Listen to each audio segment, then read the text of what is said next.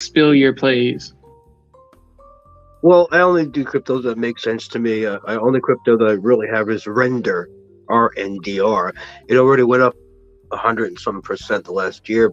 Oh, I think I'll check on it, but look on RNDR. And Apple brought up about Render at one of their get-togethers. So RNDR. Let me check. I think I do have a question for OK Mongoose. Knowing that OK Mongoose has some expertise in this field. So, I've been looking at the box office returns of Black Adam and The Flash and their upcoming movies of Aquaman 2 and Blue Beetle. It looks like they've spent $1.1 billion total in development of these movies, and they're falling flat. What kind of actual loss do you think they're going to incur? I mean, I think on The Flash, it looks like they're going to incur a $100 million loss based on the box office performance. But okay, Mongoose, I know you got a lot more experience with this stuff than I do in the entertainment sector, so I wanted to get your thoughts on Warner Brothers. Well, I will say that, of course, movies have the greatest accountants ever. And I will say that when things are made, and once they're in the can, they're always going to be there to use for everything. TV, streaming. So my question is this. When Mission Impossible comes out, and these come out, and they're going to be, they're great movies, they're going to get great, people love them, what is AMC going to do about it? Is it going to go up, or is AMC just a meme stock now that doesn't do things by how many people go to see their movies?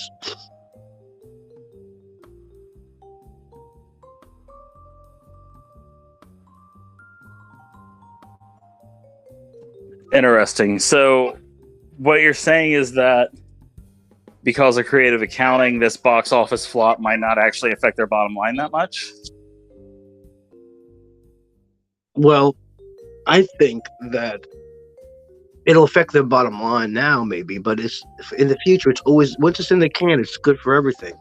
So they'll keep on picking up money for them. I just got up, guys. I'm sorry I sound like this.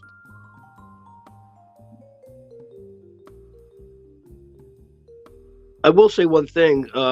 Pete Docter, who is the head of Pixar now, he is a little disappointed about the money on Elemental that came in on the weekend. And he is saying that movies are really expensive. Bringing your children to movies are expensive. We have been taking our, $600 million movies and putting them right to stream. And people are just going to be waiting for the stream. So he thinks there's a situation. And it's a story he put out about 2 days ago. Pete Docter is the head of Pixar now. So that's another thing I'm kind of wondering about.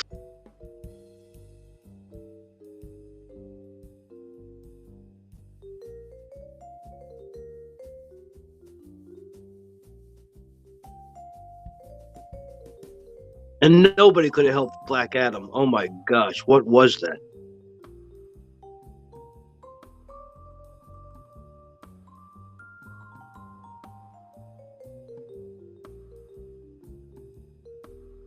Let me ask you a question. What is Warner Brothers streaming service?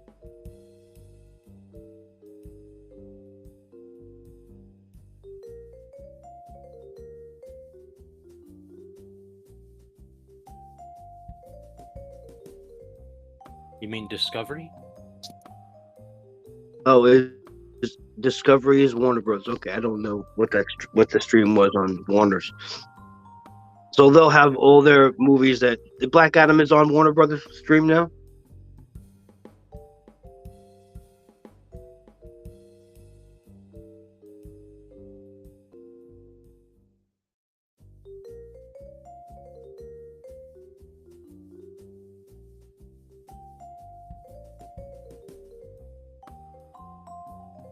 We might have lost the thread a little bit.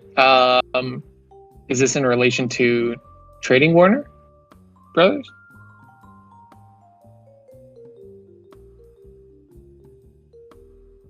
Or did I? Okay.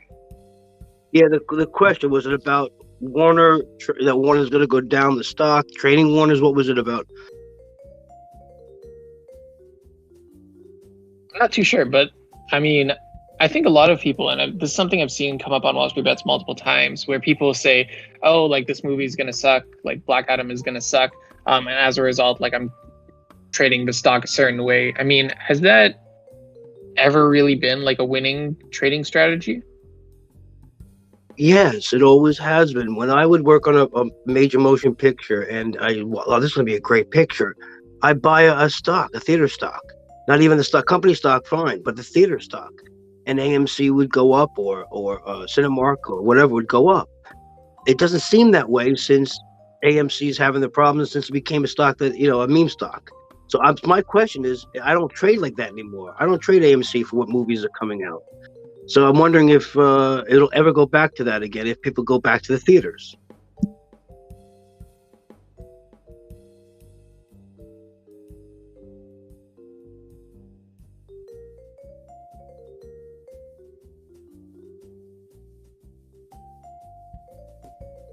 Anyway, back to crypto. Go to Render, RNR. Just 18, well, now, last week. Last month is, I don't get it now, it's more. It's up 21 for the month, and the year is up 422% because it moved, from back to for 37 when it was moving up the year before that. Interesting thing, and the Render again, when Apple spoke about them very quickly about their, because Render is a token people are using to give space for animation rendering. Yeah, I bought it way back and believed in it. That's and a great that with trade. crypto. And honestly, holding a crypto for like over a year is pretty much boomer territory. BVDCI was asking about, or BVCDI was asking about Tesla, and so are a couple of others. So I'm not sure, since we already talked about Render a little bit, if we want to switch gears to Tesla, which is showing kind of a lot of growth, especially over the past month or two, another 70%. I feel like it falls in the same category. Like there's a lot of stocks that seem to have just ballooned 70% over the past 2 months. So I don't know if Tesla is trading in sympathy with those, or there's something else going on there. So curious to kind of hear your thoughts, but it's coming close to previous highs in 2021. I mean, obviously, still a long way to go. Maybe some I want to say 30%, 30% off the highs of 2021, but it's not that far considering that it had fallen quite significantly, especially at the beginning of 2023. It's up over 100% since then as well. Yeah, everyone is coming after Tesla for charging. No one bigger than the EU, but they're striking deals with people. So I don't know. I think it's going to be I leave it to Musk to find a way to turn any crisis into an opportunity to make some money. Immediate role. China's been offering EV tax credits and tax breaks for a long time. And they've been trying to prop up their local domestic industry. And that's why we have so many of these, I don't want to call them shitty, Chinese EV companies, but that's kind of feels like what they are. And that a lot of people are trading over the past 2-3 years. I feel like NIO is probably chief among them. If I was to look at NIO's stock right now, pull it up. It's just continuous downtrend, down 50% over the last year, 80+%, since the 2021 peaks. Still up significantly from 2020, but I don't know. It's BYD. BYD is another one. Not as familiar with BYD as some of the others. If you want to, Bitcoin, if you want to come up and talk about BYD, curious to hear about it. NIO did another offering, or Tesla?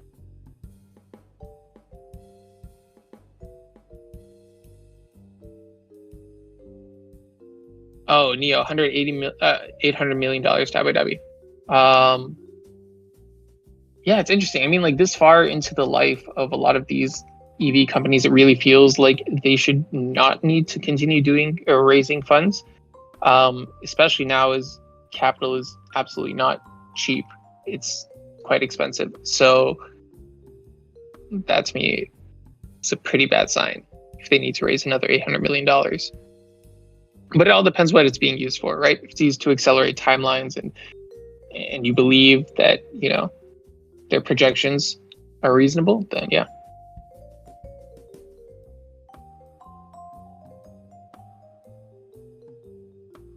Thank you, helpful, for all the helpful links.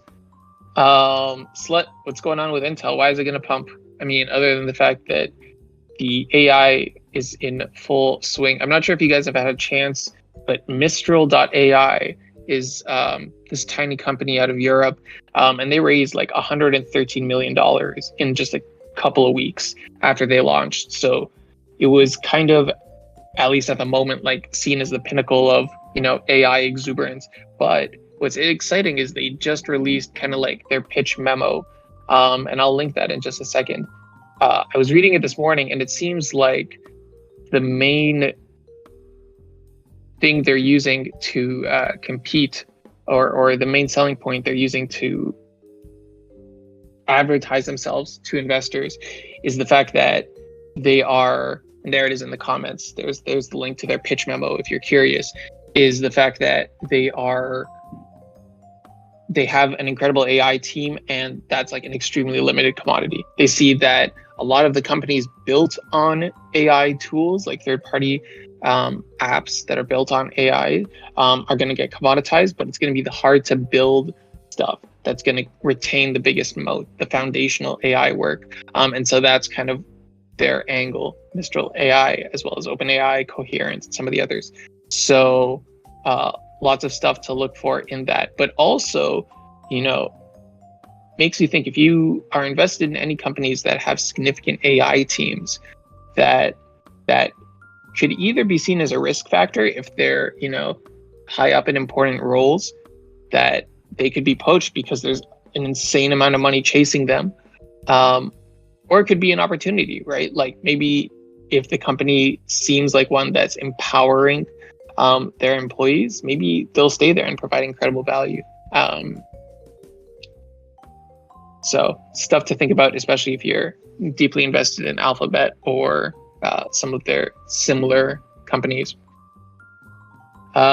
Become a weapon, Tesla rolling out the Cybertruck after 5 years of hype. Are they really? Like, I don't know how much I believe this. I'll believe it when I see it on the road and from somebody who isn't a Tesla friend or family member.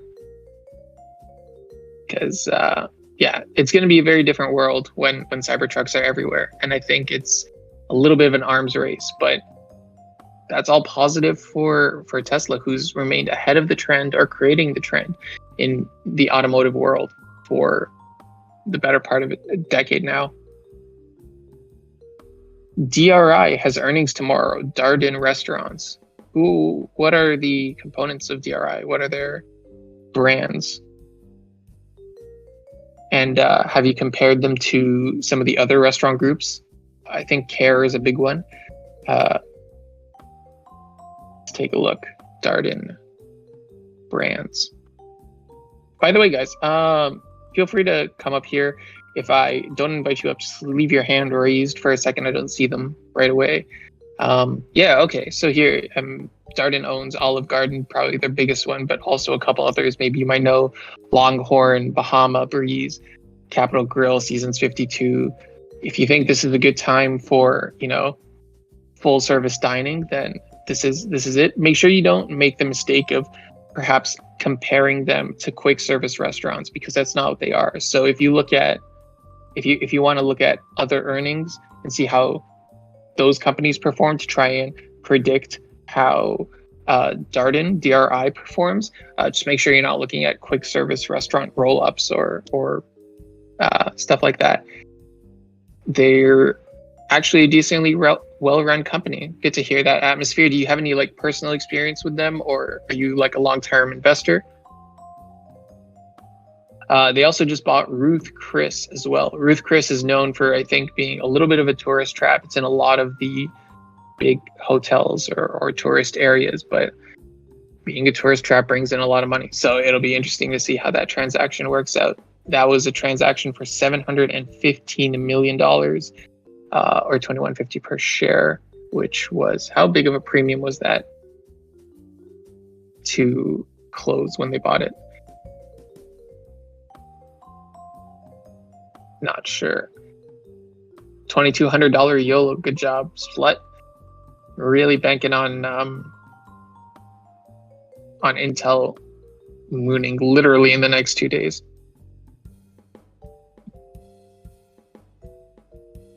See, your break even is 35.48, and Intel right now is at 35, but 34.75 in pre-market. So, I think you've got a chance. You need a 75-cent move to break even. So it's not too bad. I think you got your Intel calls for a little bit cheap.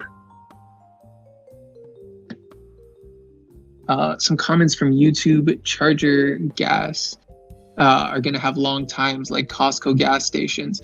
That's true, but I think it all depends on which charger you're using. And I think the problem is people always remember the worst charger lineup they've had to use, and that's usually the one they see on trips.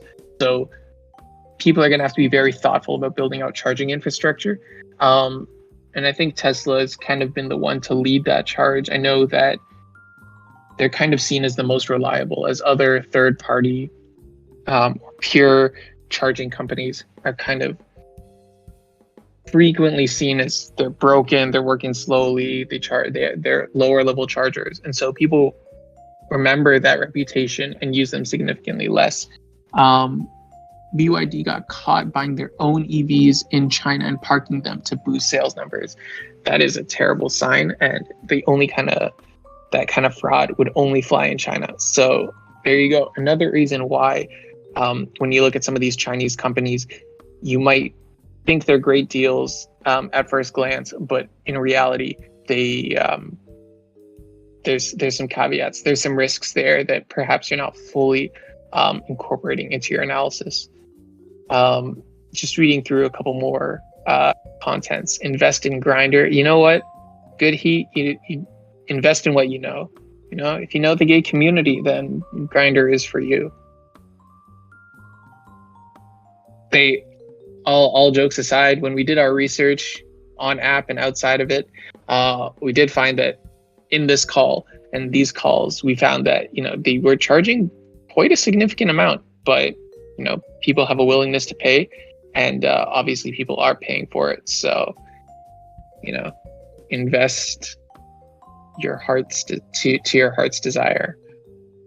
Just taking a quick look at their stock. I mean, they are down from when they de-SPAC'd, but they've been pretty stable around like $6 since then. Unfortunately, that's still 40% down from their SPAC days. That being said, I think a lot of companies that have gone public from the SPAC structure are significantly lower than their offering price, but it seems to almost be how the SPAC game goes, or I should say the de-SPAC game. Oh, hey, Rad. Didn't notice you up here.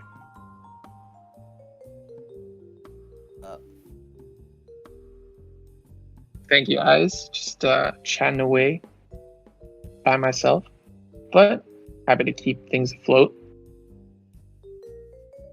Is that all right? I'm saying, please help. We need a topic. Well, no. People in chat have been super helpful, bringing up interesting topics, and I mean, if you guys want to hear me talk about them, happy to do so. There's 250 of you who are doing just that. But I've monopolized the conversation for quite some time. So Mongoose or Rad, do you guys have anything you want to talk about? Is Knucklehead one of your bots? Yes. Ah, that explains why I never hear words from it. It was a lot. For quite a few months, I couldn't actually even speak on these talks because I was also streaming them, and then so there was audio issues. But now I got that all sorted out.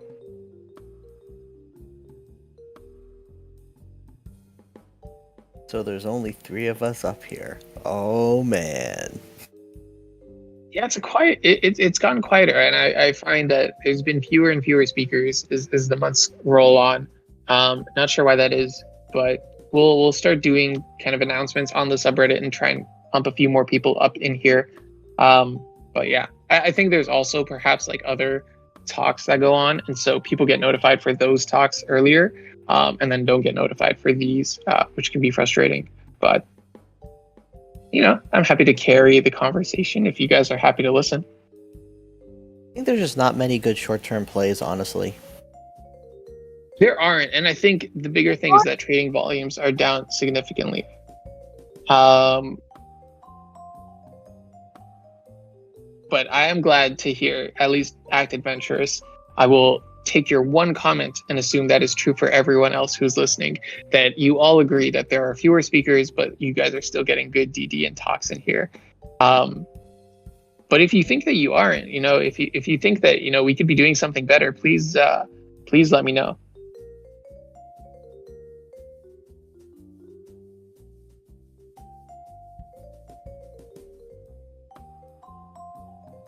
Opinion will start an AMA.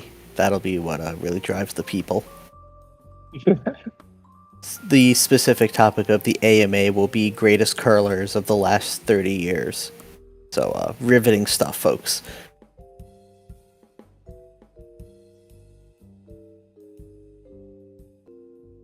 I see that the notion that I hate continues to be up here.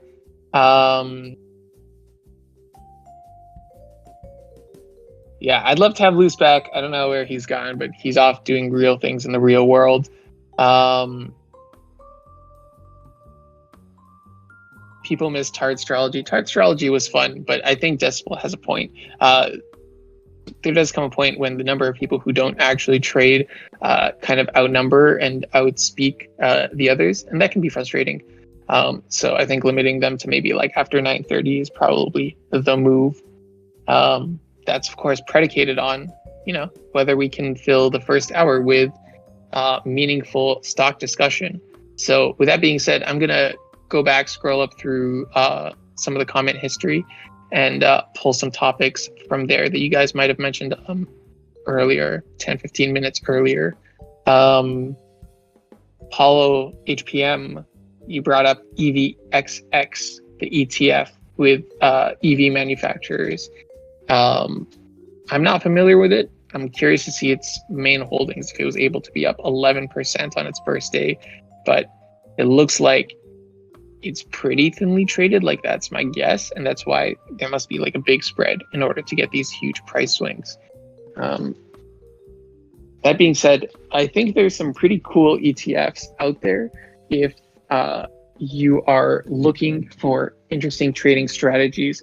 JP Morgan has one that just sells covered calls, and that's, I think its yield is like something like 10% or 9.9%. So it's doing quite well so far. All they do is they literally just sell covered calls over and over and over again, which is much better than the optionsellers.com strategy. If you guys remember that fiasco, where I can't remember the name of the guy, but there was this fund that would just sell naked calls. And the idea is that either naked calls or naked puts. And the idea is that they sold them so far out of the money that only a black swan could, wipe them out. Now, here's the thing, is that makes a small amount of money consistently for a very long time until it doesn't. And when it doesn't, it really doesn't. So what happened is he got caught hugely out of position. I can't remember what the exact trade was. I'm gonna guess it was something like selling puts, naked puts for crude oil. And when oil crashed during the pandemic, he got absolutely wiped out, and his investors, started calling him up saying, what's going on with my money? Where'd it go? And turns out not only did he lose everything that they had, he lost more than that. And that's, of course, the risk with naked options, selling naked options. So incredible story. I mean, he ended up doing like this video apology. People on WallStreetBets were mocking him. Not sure actually how the mechanics of that work. Like, was he on the hook for the remainder, or was it his investors? But someone had to pay that bill, and so it comes back to the age-old adage of don't pick up pennies in front of a steamroller. That's exactly what he did. It's not great. Yes, negative road. FedEx did have earnings yesterday. I think they dropped something like 5%, same percentage as Lazy Boy, interestingly. So for all of you who were buying puts, in sympathy with the UPS strike, your thesis was wrong, but you might have still made money, and that's what counts. So great job. Very proud of you guys, even though, you were completely wrong. You made money, so. No, good job. Leap and Leopard, you've got some nice TA there. Trying to predict a 75% decline on NVIDIA. Thing with TA, unfortunately, does not take into account fundamentals at all. So I personally wouldn't put any weight into that, but I will say that the PE for some of these companies is getting a little bit ridiculous.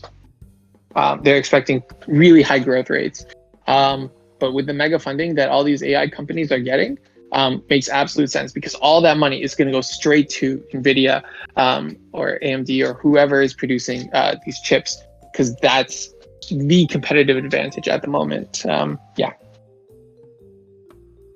Paul HPM, no worries. Glad I could give you some feedback on EVXX. And yeah, generally, whenever you see huge swings like that on something that shouldn't, it's almost always like a liquidity issue or a spread issue. And that'll kind of persist probably until, the market makers tighten the range a little bit. That would be my guess. They could also be getting just into position as they get all of their inflows first. Nike earnings on 1 week from now or next Friday. Thank you, SwiftX. I'm not sure if Nike has been doing anything particularly interesting lately. I know that a while ago their RTKFT, I can't remember the acronym, but their NFT platform was kind of all the hype and the rage. That hasn't quite panned out, even though, and it's become quite a crowded space, but I don't think it was ever going to be a huge part of their business model. I think the only other big story to hit them was Kanye's kind of departure. I believe that was Nike, but they should have recovered from that since then. So I don't have any insight into Nike, but curious to see if you guys do. Leap and Leopard mentioning the dip in solar. Plunging solar stocks fly in the face of a booming panel demand. So it's very odd, that's an odd combination, right? If panel demand is up through the roof, then solar stocks should be doing fine, right? My immediate guess is that they've got long-term contracts that they're obligated to fulfill, but booming panel demand is causing their margins to erode. I'm actually going to save that Bloomberg article for later, and I'm going to read it after this call. I'll try to contribute a little opinion since you're stuck talking a billion. Since you brought up solar, I can at least do a little bit of, hey, the metals that go into solar are always nice. Electrification? Any copper friends out there? Anyone like copper but me? No? Gotta build that wire in if you want to run all them solar panels and windmills. I think Leap and Leopard I think is like lithium, but he's gotta be a copper bro too, right? Yeah, he is. Yeah, copper. Okay. Is there any more of us? Yeah, just try to help you out here, opinion, but clearly I'm not as good of a speaker as you. But yeah, companies like FCX, it pays a dividend while you wait for copper production to ramp up and copper pricing to go up. You get paid to wait? Guys, it's like selling call options, but you just get money every year. Isn't it fun? Anyone? This is the best I got. Poor chat's like, oh crap, opinion, take over, please. What's that? Crad, No, what's it? but really though, copper companies like FCX, if you like EV stuff, you should like copper companies in the grand scheme of things, right? FCX, so Frank, Charlie, Xavier? Right. X is always a hard one. X-ray.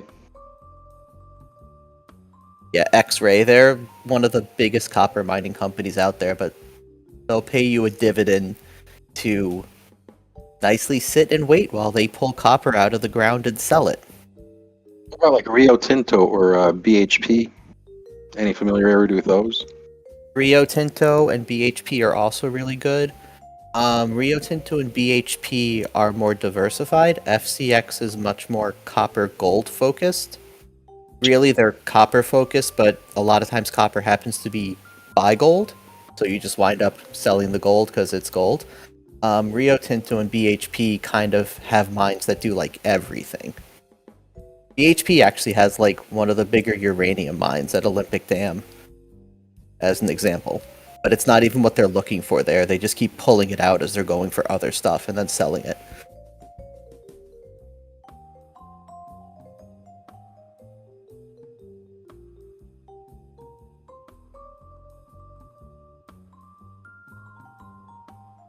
Am I bullish on DML?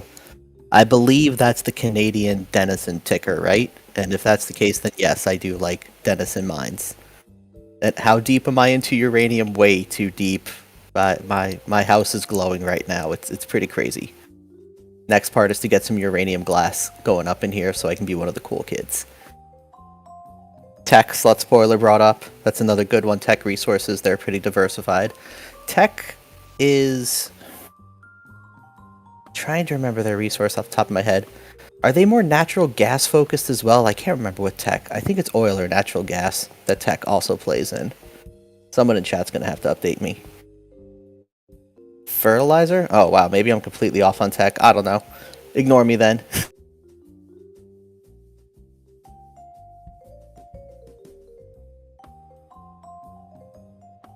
You can speak, by the way, Human Genome. I was just addressing a couple questions. Oh, it's cool. It's good. Also, I don't know what SOUHY is off the top of my head, so hard to give an opinion.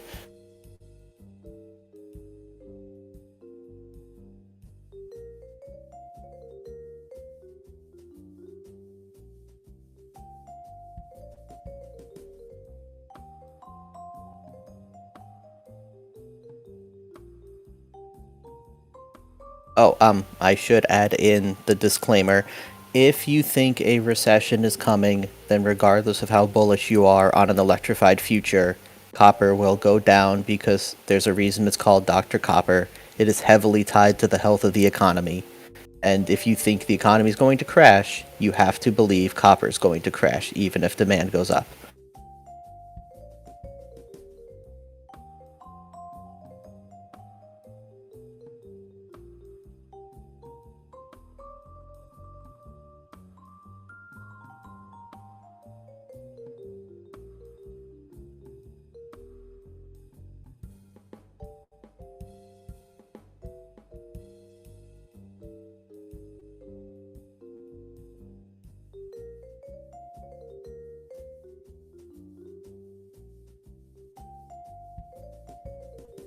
Would it be possible to explain why copper goes down when the economy goes down? You're building a lot less, and copper's used in a ton of construction. So, less building, less demand for copper, copper prices drop. Sorry, I think I cut someone up as I did that.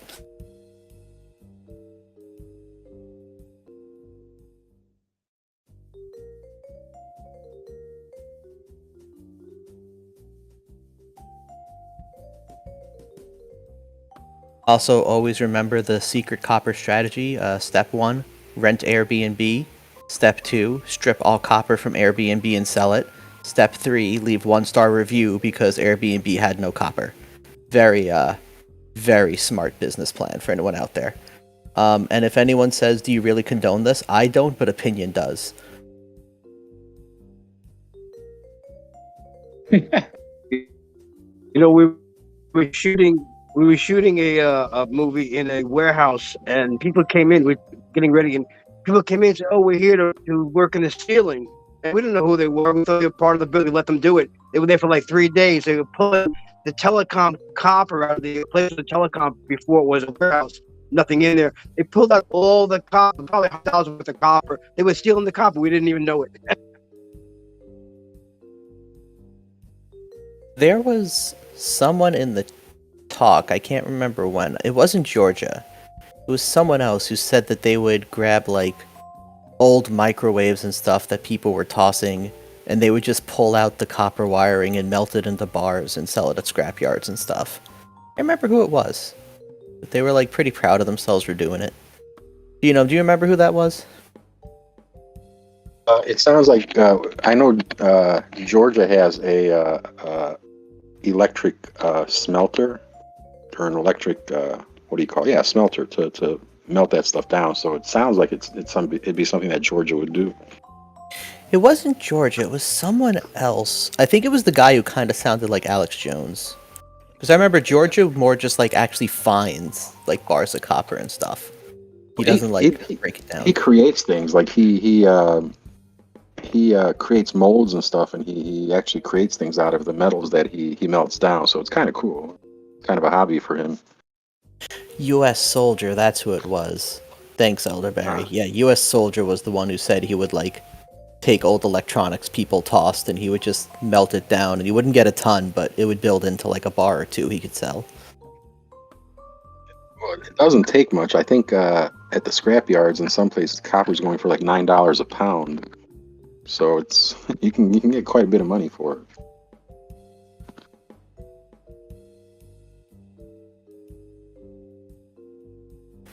$9 a pound. That sounds very high. Isn't copper more like $3 to $4 a pound right now? Somebody else mentioned it, so I'm just repeating what I heard. But I can probably find out what it is today, like what the spot price is for scrap copper. I know it's not too high because I think now this was a couple years ago, so inflation might have changed this number. But I think copper's always capped at about $8 to $9 a pound because at that point, recycling becomes profitable. So you'll never get new copper production because they can just recycle old copper and still make profit. And that's like kind of why copper always has a high end. Or I guess like a very hard ceiling because you can just recycle it so easily as long as the price gets too high.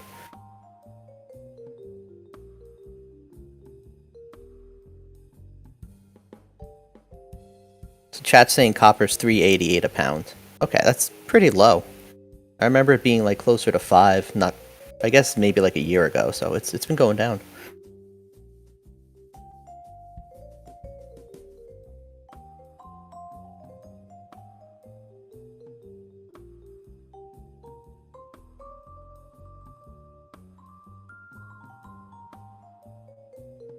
The reason why FedEx went down is because the drivers are lazy because they have air conditioning in their trucks.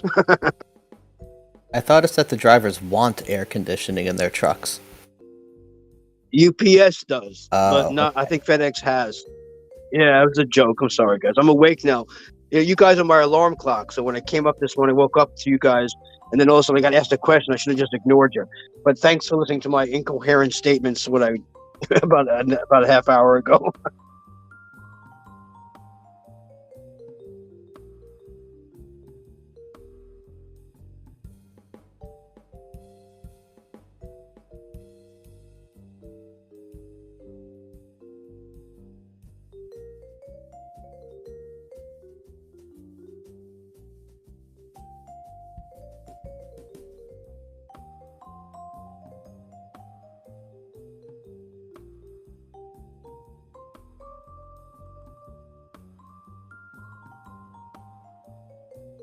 Yeah, I just want to say real quick, Intel's got that event at 11 o'clock for 11:30 Eastern Time, talking about their future of their foundries. Literally can't be worse than what it is right now. I think it's going to be a lot of good news. A couple of chances to sneak AI in there.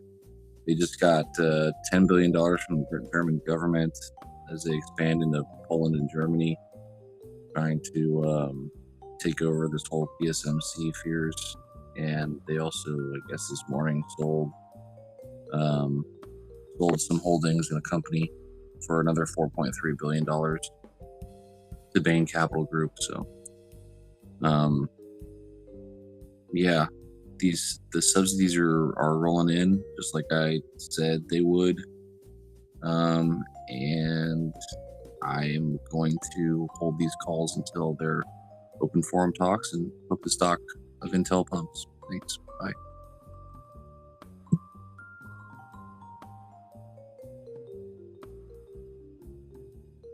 How far out of the money are you?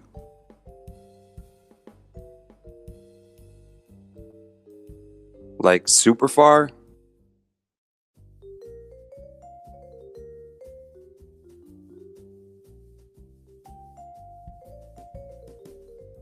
I guess he's in the money.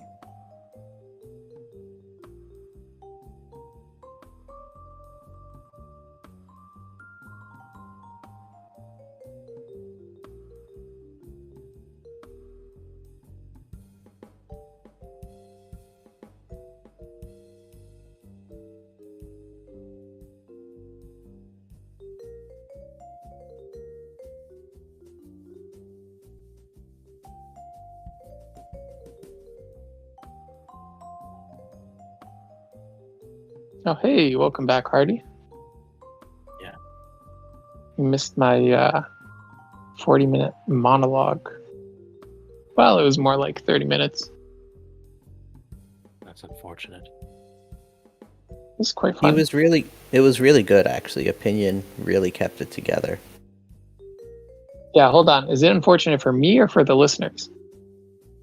Opinion. What's your opinion on J Powell's speech today?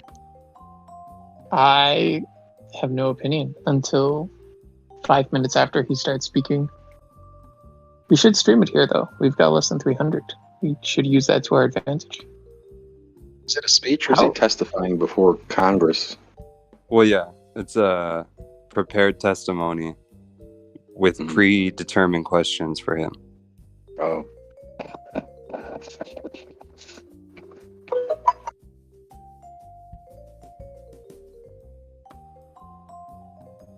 Curious question. Because everything is all about speed in the HFT world, how do big institutional firms get that information first? How do they digest it? Are they're recording and then immediately real-time speech to text parsers, very capable. Is it fast enough? Like, what's the speed on those? You should ask Reddit how fast their 500 API words a is. minute. It's capable of 500 words a minute plus the inference time using LLMs or other NLP. It's not difficult at all.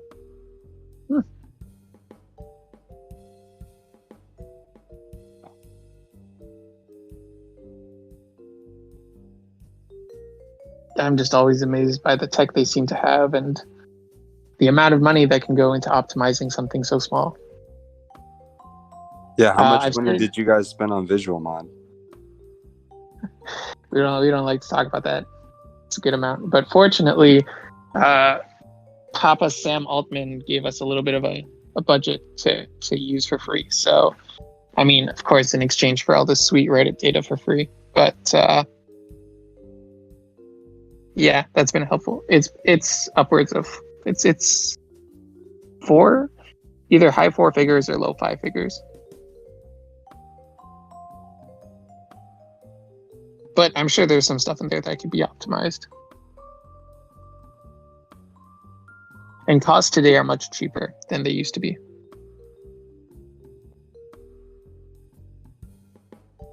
Bitcoin's much cheaper than it used to be too. Yeah, it's fair, but you don't quite consume Bitcoin like you do OpenAI API calls. Hardy, not sure if you saw it, but you got a shout out in the comments. Thank you for your tools and knowledge. They've been super invaluable to Atmosphere Suitable. It's always good to hear.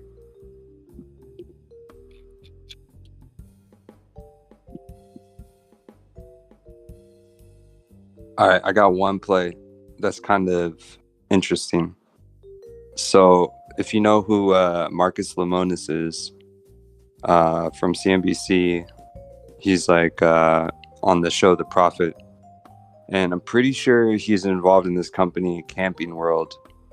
And Camping World had its dividend payment last week, and if you look at its dividend payments, I believe it's quarterly. Usually like 10 days after the ex-dividend date, it just sells off like crazy, like 8 to 10%. So I brought that up last week and entered the 29p for the 623. But after I get out, I'm going to play the rebound because it also rebounds pretty strongly into 4th of July. And so basically what I'm doing is exiting my puts and gonna play the rebounds going into the 4th of July weekend. I don't have my strike picked out, but I would just say look at like Camping World, look at how it sells off after the dividend payment, and then look at how it rebounds into the 4th of July weekend. And I think that if you're playing the rebound off the sell-off, you can get a pretty nice bounce back up to where the price usually is during the summer.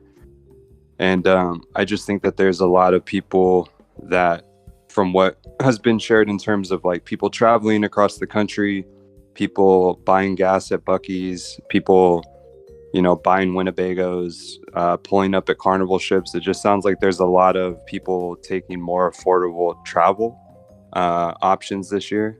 And so I think that Camping World is going to have a really strong bounce into the summer. So that's my one play as far as normal shit. But as far as crypto, I would just say look at GBTC, which is the Grayscale Bitcoin Trust. It's probably going to cool off a little bit because it's had a nice week. But that's the closest thing to an ETF in terms of institutional Bitcoin that's already been on the market. Ethereum, that's Grayscale Trust as well. That's ETHE. But I think the better play, if you're bullish on crypto, is to go out of the money on HUT and Riot calls into the middle of August. The reason being is that Riot and HUT are Bitcoin dominant in terms of their revenue strategy. One is mining, and I think HUT, because it's Bitcoin dominant and mining, stands to outperform Mara. So I would just say go out of the money calls on Riot and HUT, out of the money calls on Camping World, and that's pretty much it. And then buy shares of GBTC and ETHE. That's all I got.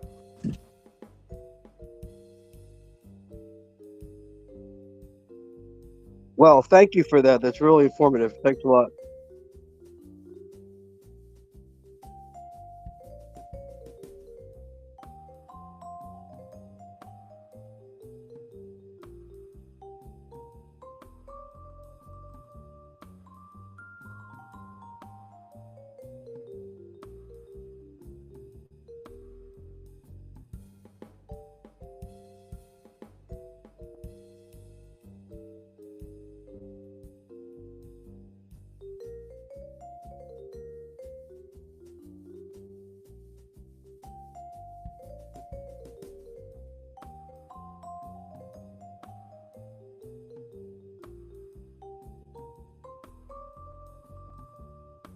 Human, you there? Jahin might have a question for you. I am. I'm here. All right, Jane, whenever you're ready. Maybe you got that question going. For those just tuning in, we talked a little bit about Tesla earlier in the call. We talked about, oh man, We actually talked about a lot of stuff. Talked about a bunch of EVs. We talked about option sellers. We talked about JEPI, which is JP Morgan's options selling ETF. What am I missing? I'm missing like almost everything.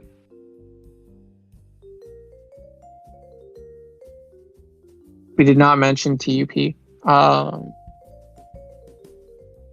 Sorry, guys. We did talk about crypto a fair bit. Yes, we talked about FedEx and UPS. Oh, the comments talked about TUP? Okay, my bad.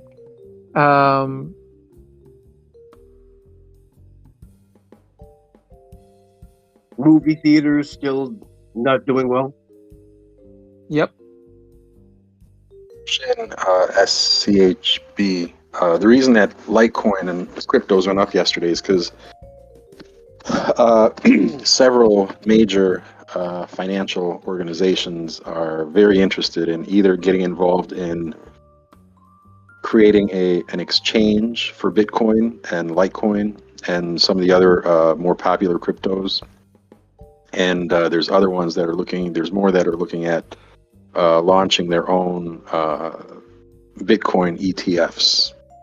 So Bitcoin went up and it kind of pulled everyone else along up with them, at least the more sound cryptos.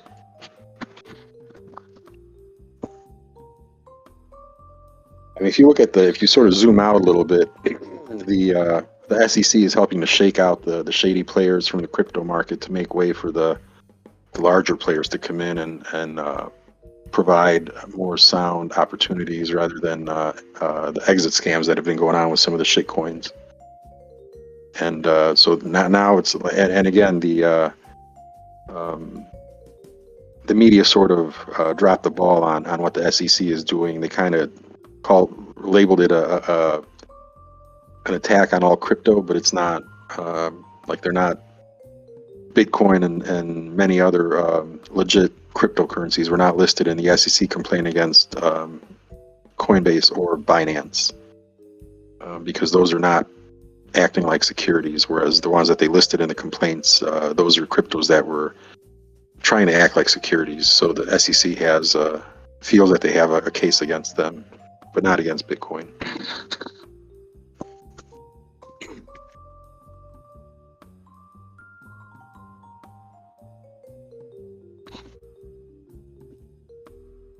I use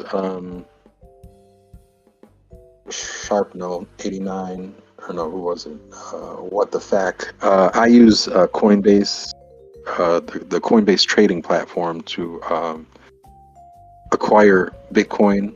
I DCA into it a little bit every week, and then with Litecoin, I also use Coinbase trading platform to trade Litecoin.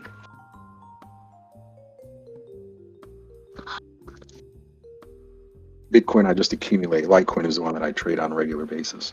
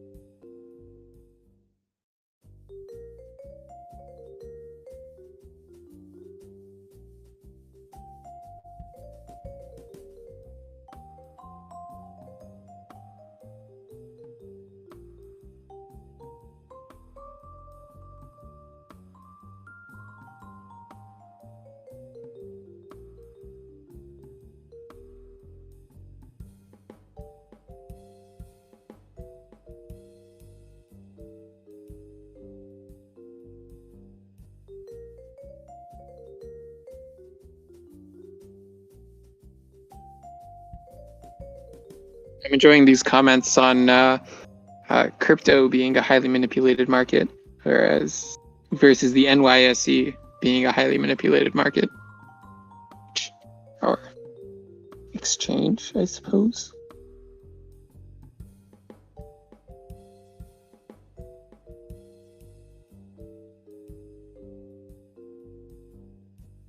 Who has calls on Adobe?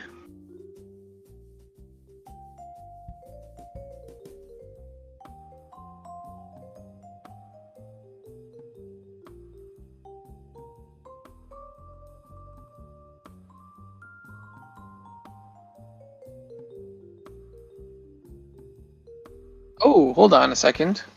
Sorry, is the Bitcoin ETF not holding Bitcoin? It's holding crypto-related companies? How did I miss that? So it's not holding Bitcoin. It's literally holding like Mara, Riot, and others, and everything from like the miners to the exchanges like Coinbase. Is that how that's gonna work? Decibel?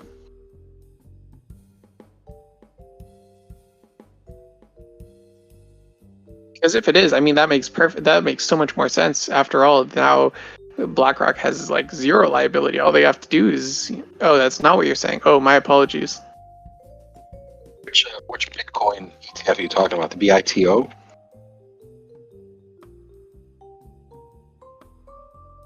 Oh, I thought that was, I misread. I thought they were talking about BlackRock's ETF filing.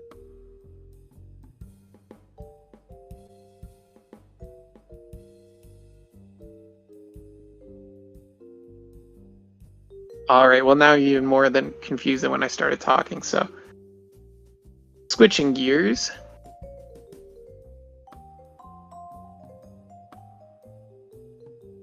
Hardy, you mentioned that options volume trading has been relatively low lately. Is this some kind of economical indicator, in your opinion? That question comes.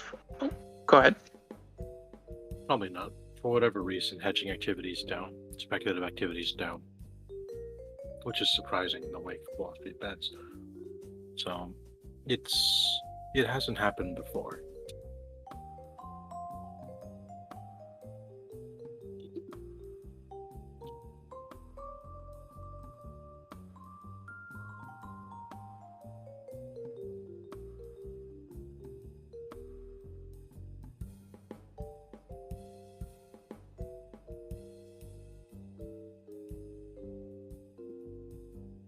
All right, markets are open, by the way, and welcome, LookX. Hey, thanks, man. Happy to be here. What's up? What you trading? And nice avatar. Thank you. I'm just being dope and chilling. Honestly, trading some NIO.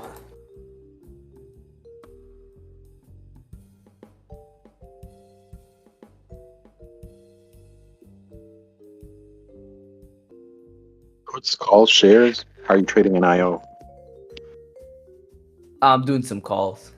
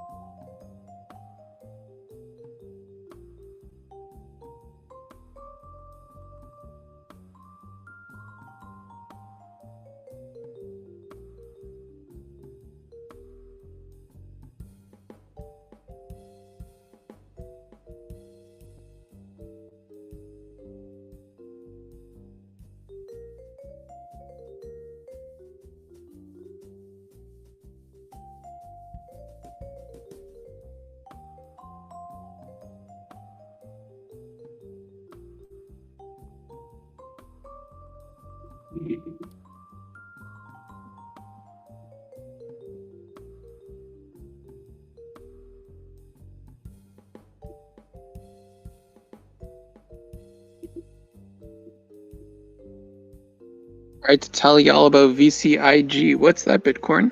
And how's it performing? VCIG. That is VCI Global? They do what? Business strategy consulting? It's a $200 million company that like skyrocketed 4 days ago. It is trending down now, 20% down in pre-market.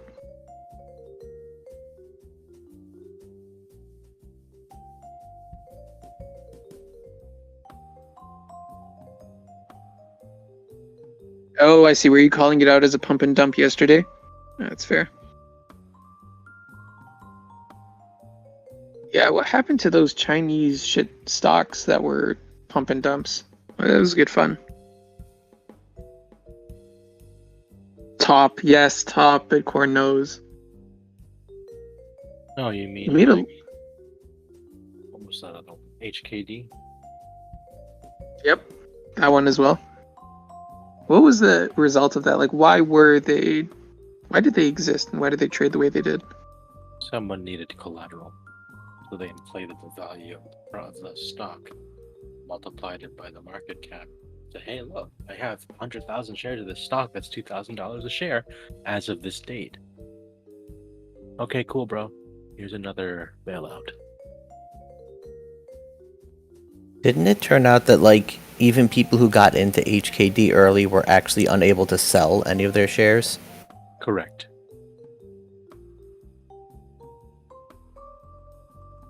What was the mechanism for preventing that? Like, The orders were pulled off the market when the buy orders were pulled off when the unexpected volume came in.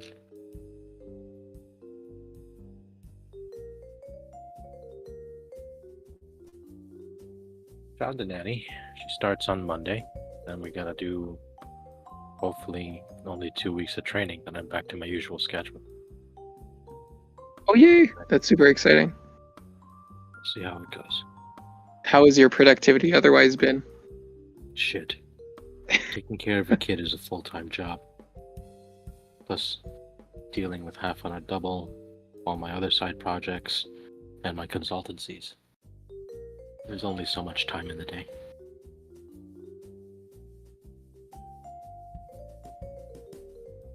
Well, on the bright side, perhaps a new, deeper appreciation for all that goes into it.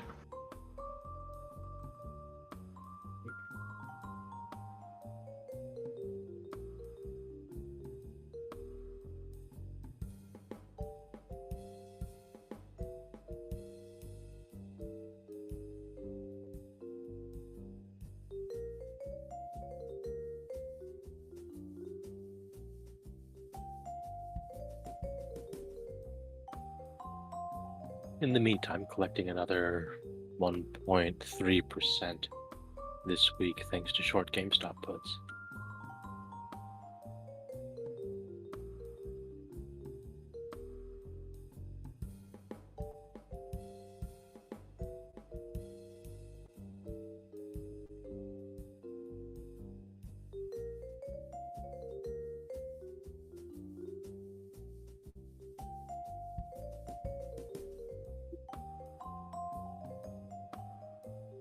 In theory, yes, Leighton. In practice, not really.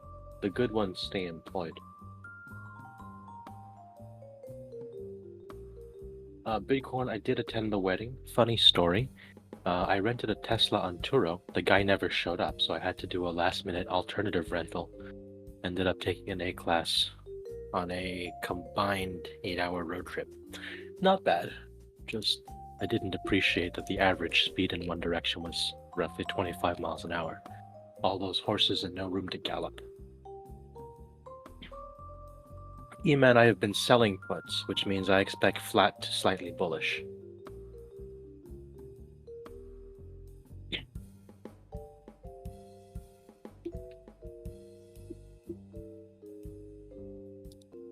So tomorrow I'm gonna sell the next week's weeklies, and we'll see what the ROI is. So broadly speaking, on an annualized basis, I try to shoot for 150% ROI on the collateral. I'll never actually achieve that return. In practice, I'll achieve maybe 1/3 of it because of getting assigned, but it's still acceptable to me.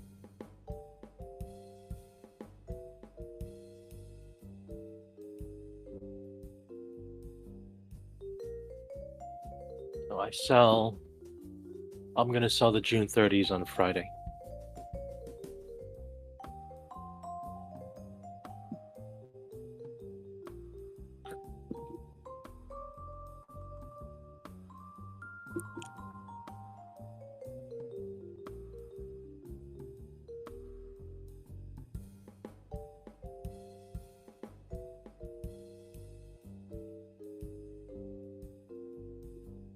In the meantime, I'm looking for an adapter. Maybe someone can find it for a 4-pin PWM cable for a computer fan with a bare end.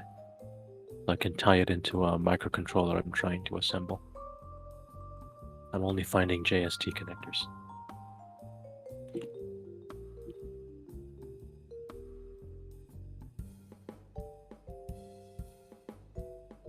Why the fuck? I buy them back typically when they fall below 5 cents. At that point, it's commission free.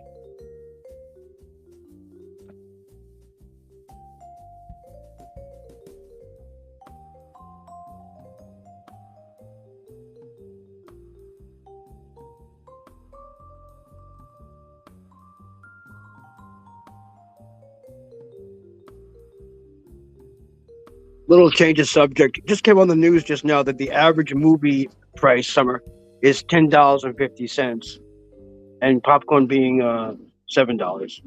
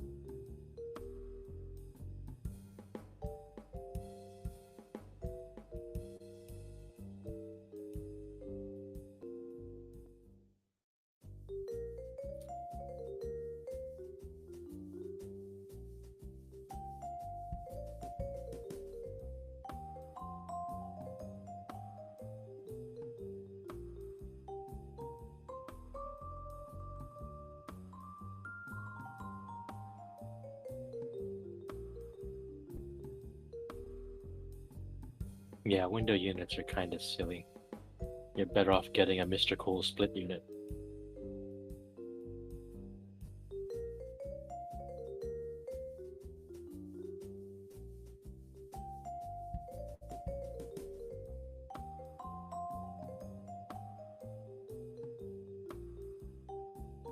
Oh, that's even worse, man.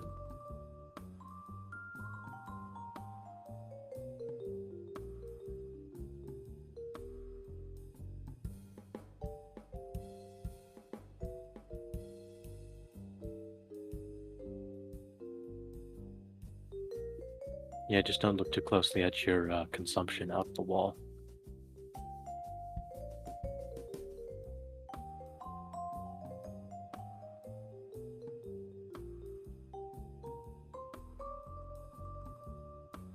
What's with all these 9130 cables?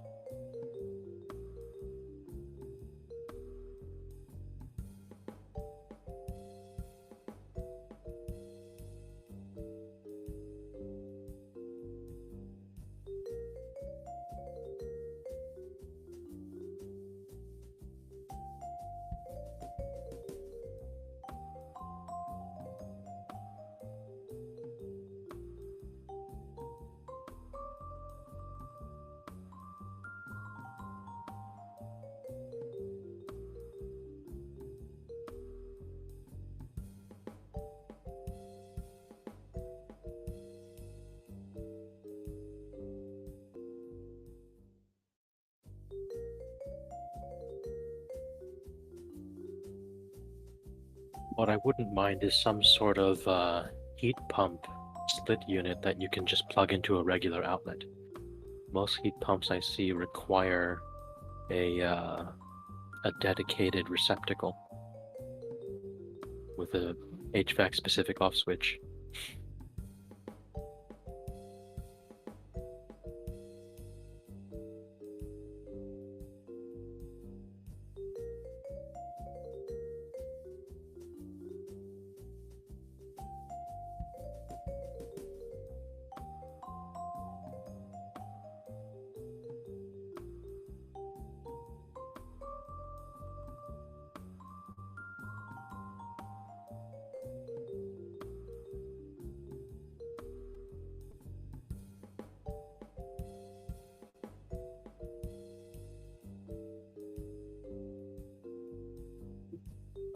E-man, that only applies if it's above 10,000 BTUs.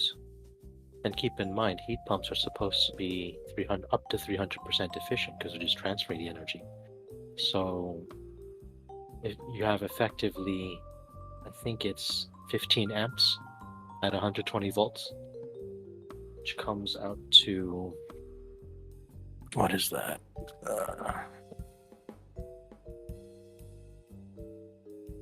Which comes out to 1800 watts, which is well within the operating tolerance of a standard electrical outlet.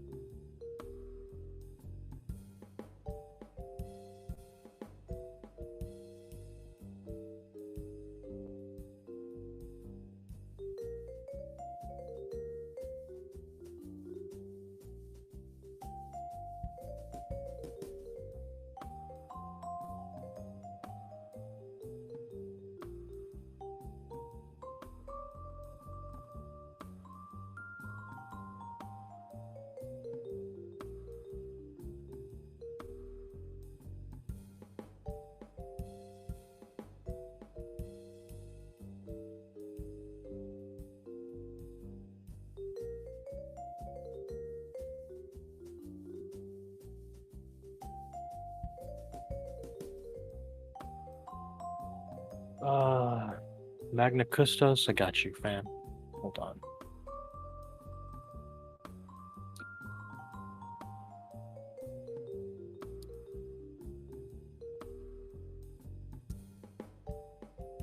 The audio is called Cool Jazz Loops. We ripped it from the original Reddit talks.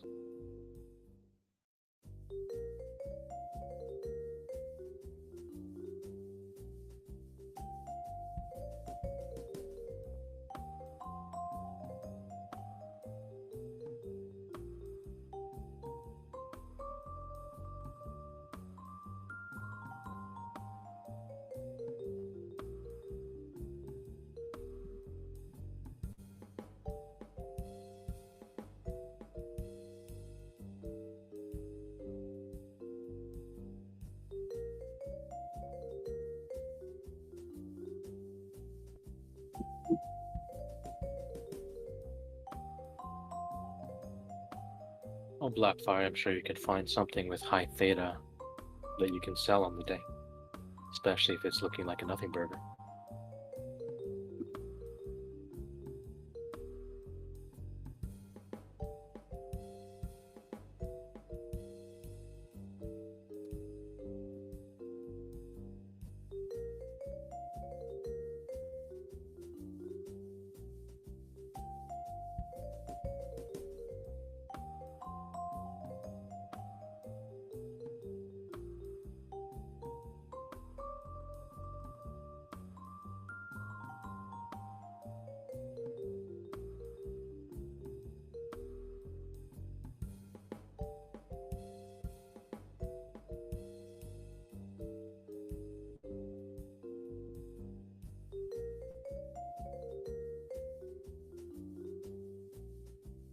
What's R500? You mean the Russell 3000?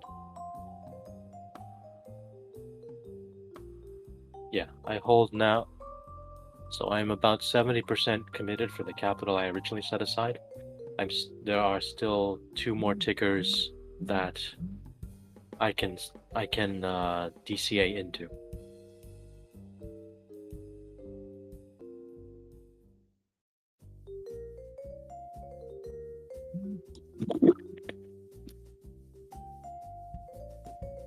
Oh, it's fairly simple, Jefferson. The Russell 1000 is just the top 1000 tickers of the Russell 3000.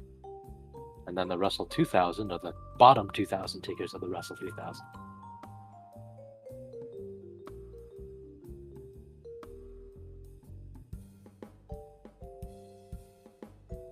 Pretty much CB. And I'm also keeping, basically, of all the tickers that I've highlighted on the Russell Plays spreadsheet, anything that approaches their 30 to 60 day high, I'll also potentially add to the rebalancing portfolio as a long put.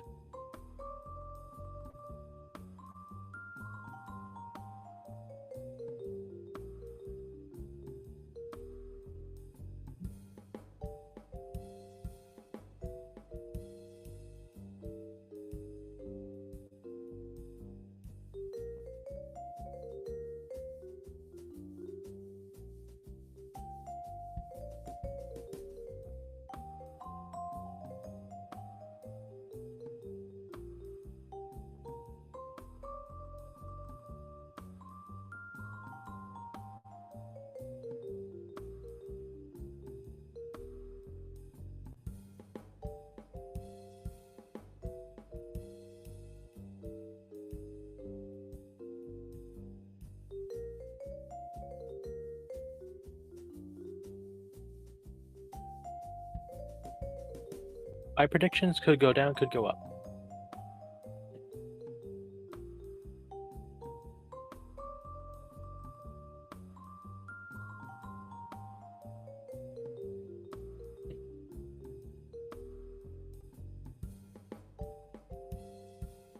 All I know is the most solid trade or the most solid strategy my portfolio has been trading this year so far has been short GME puts. I'm up now, I think 33% year to date for the collateral I've been using. It's fucking insane.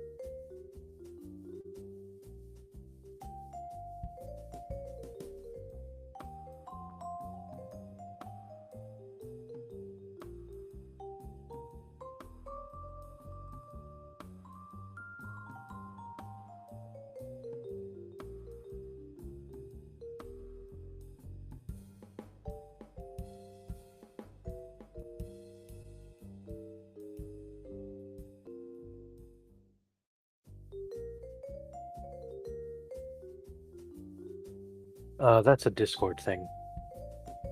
Pretty sure. JPOW should be speaking in like 5 minutes.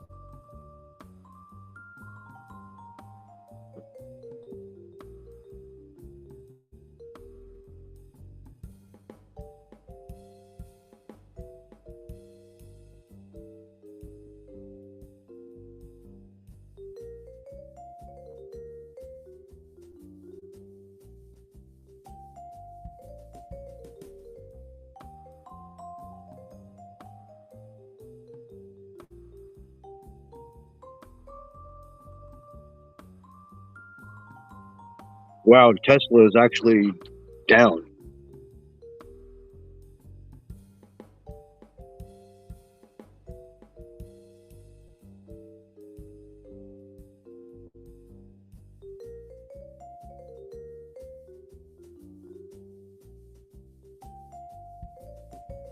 Yeah, Tesla's dropping right now, down to 266, 265. Someone check Musk's Twitter. Bet he said something. I got 310 down.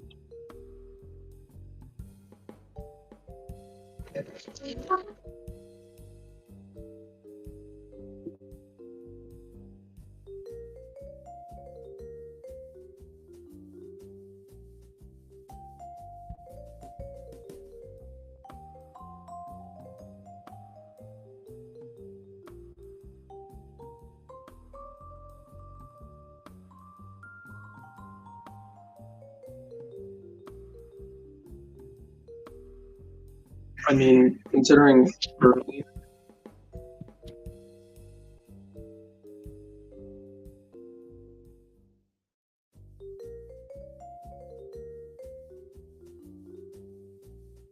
Elon had essentially said that he's very interested in considering going into India.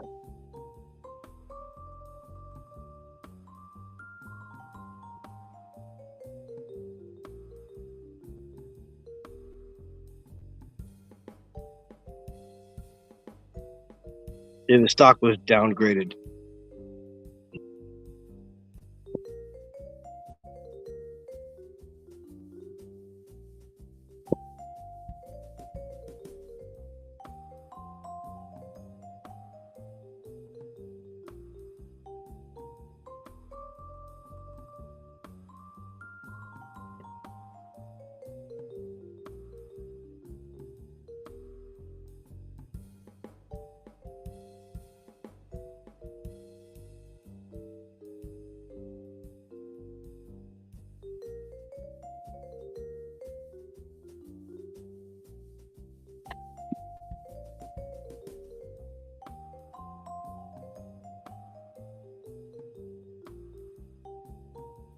Who downgraded it?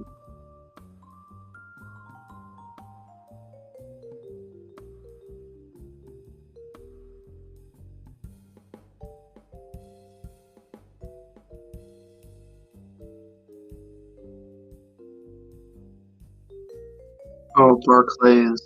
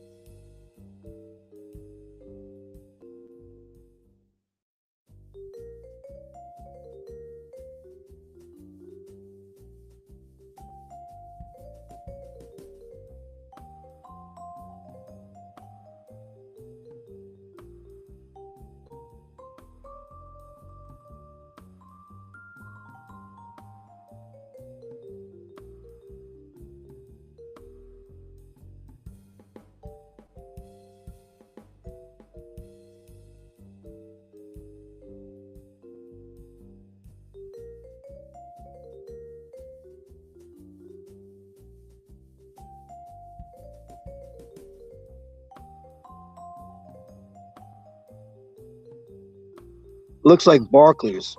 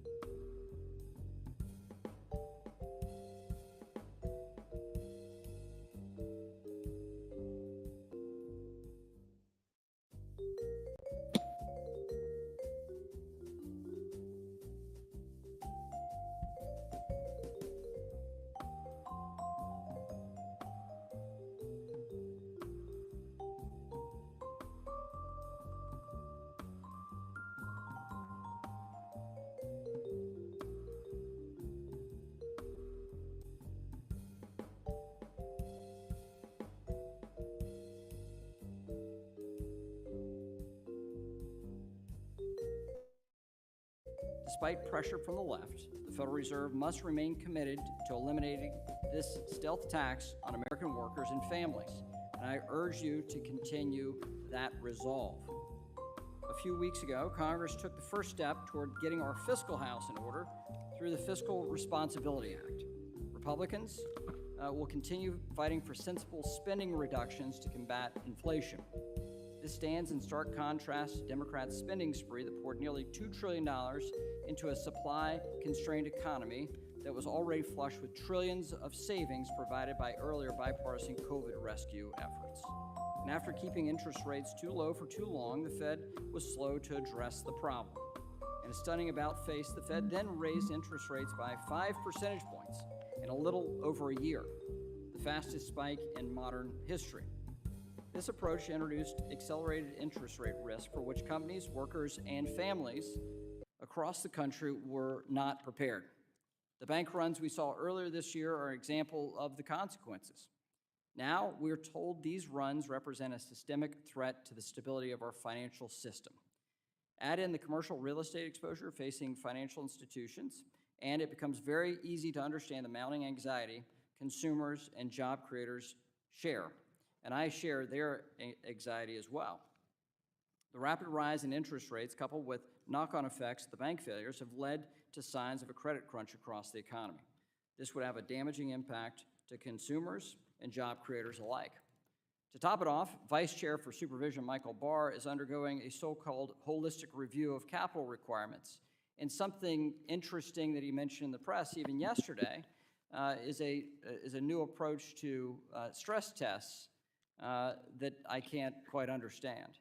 If reports are accurate, he's pursuing a massive increase in capital standards for medium and large institutions. This would limit banks' ability to lend money, exacerbating the looming credit crunch and starving families and small businesses of the capital they need. Financial markets will also bear this strain as they will be forced to absorb nearly $1 trillion in new treasuries. This has led many to believe the Fed may be called on to help, perhaps through its repo or other facilities. Clearly, our economy is in a precarious position, from inflation to a potential credit crunch to substantial balance sheet risks for financial institutions. There's a great deal of uncertainty on the horizon. Uncertainty from the Fed supervision and regulation is the last thing the well-capitalized banking system needs now. Following numerous supervisory failures and a new vice chair for supervision at the Federal Reserve injecting politics into policy, it's become clear that Congress may need to again examine separating supervision and regulation out of the Fed and gaining greater oversight and control by Congress in the elected branches. With that, Mr. Chair, thank you for being here today. And the chair now recognizes the ranking member of the full committee, the gentleman from California, for 4 minutes for an opening statement. Thank you, Chairman McHenry. Chairman Powell, welcome back. First, I'd like to start by acknowledging that the Federal Reserve made the right decision to pause interest rate hikes. As you know, since last November, I've cautioned against any approach to monetary policy that ignores the Fed's maximum employment mandate and results in a recession with millions of people losing their homes and jobs.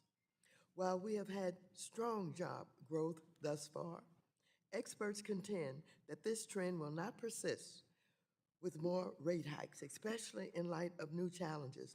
For example, the recent bank failures have resulted in the banking industry further restricting credit, making it even more important for the Fed to move with caution. The progress that we have made in reducing inflation is borne out in the latest consumer price index data. In fact, it's been 10 months, since the passage of the Inflation Reduction Act, and inflation has successfully been cut in half. Every single Republican member of Congress voted against the bill and chose to cozy up to the wealthy tax cheats instead of working with Democrats to bring down costs for middle-class families. However, the only way we will fully combat inflation is to address the primary driver of inflation, soaring housing costs. Congress must invest more in fair and affordable housing. Under President Biden, unemployment is also at a historic low, and job growth is on the rise. So far, there's been 29 straight months of strong job growth. In fact, a record 13 million jobs have been created since President Biden took office. Democrats are working to build on this progress and grow the middle class so that everyone can share in this economic growth. Republicans, however, just can't seem to get their house in order on the heels of almost blowing up our economy by forcing a national default. They are now picking a fight over a tiny fee of less than 1% of total housing costs, ignoring the costs home buyers are paying with 7% interest rates, appraisal fees, and title insurance. Instead, they're fighting about gas stoves. In fact, just a week ago, Republican disarray got so bad that it halted business on the House floor for the first time in 20 years. Lastly, as we continue to monitor the banking system following the recent bank failures, the Fed must act to correct the supervisory and regulatory failures identified by our committee's oversight. Committee Democrats recently introduced 11 bills, including 3 of my own, to strengthen the safety and soundness of our banking system and hold executives accountable for their misdeeds. The Senate Banking Committee is holding a markup this morning on a bipartisan bill on bank executive accountability. So I urge Chair McHenry to join us in advancing sensible reforms to strengthen our nation's banking system. With that, I yield back. Generally yields back. I now recognize Mr. Barr, Chairman of the Subcommittee on Financial Institutions Monetary Policy, for 1 minute. We expect proposals from the Fed's Vice Chairman for Supervision that could increase capital for financial institutions as much as 20%. Our already well-capitalized banks withstood the COVID shock and severe Fed stress tests as the economy is facing headwinds from the Fed's own rapid rate hikes. Now is not the time to be engineering massive new regulatory changes or hindering regional banks, which have already been under stress. New onerous one-size-fits-all regulation by the Fed needs proper vetting and transparency. I would ask you today to commit to providing us with analysis done so far by the Fed on the Vice Chair's new proposals. I also respectfully ask that the Chairman revisit Section 1107A1 of the Dodd-Frank Act to observe that the Vice Chairman for Supervision is authorized only to develop recommendations for the Board and oversee supervision and regulation. The law does not give the Vice Chair special abilities to unilaterally write his own preferred regulations. It does not say that the Vice Chair should unilaterally write public-facing book reports on bank failures or results of climate scenario experiments. Consensus is paramount. Gentleman's time has expired. We'll now recognize the Subcommittee Chair on Financial Institutions Monetary Policy, Mr. Foster, for 1 minute. Thank you, Chair McHenry, and to Mr. Powell for being here today. In the wake of what seemed to be endless novel problems and disruption, I believe the Fed and Congress have done a reasonable job given the cards that we've been dealt. Indeed, it looks like the widely anticipated recession from the endgame of COVID disruptions, if it occurs at all, will continue to be more of a soft landing than a disaster. While there's certainly more work to be done. But in the immediate term, we can reflect with satisfaction on the historically low unemployment, 11 straight months of slowing inflation, 11 straight months of slowing inflation since the passage of the Inflation Reduction Act. That the necessary monetary policies have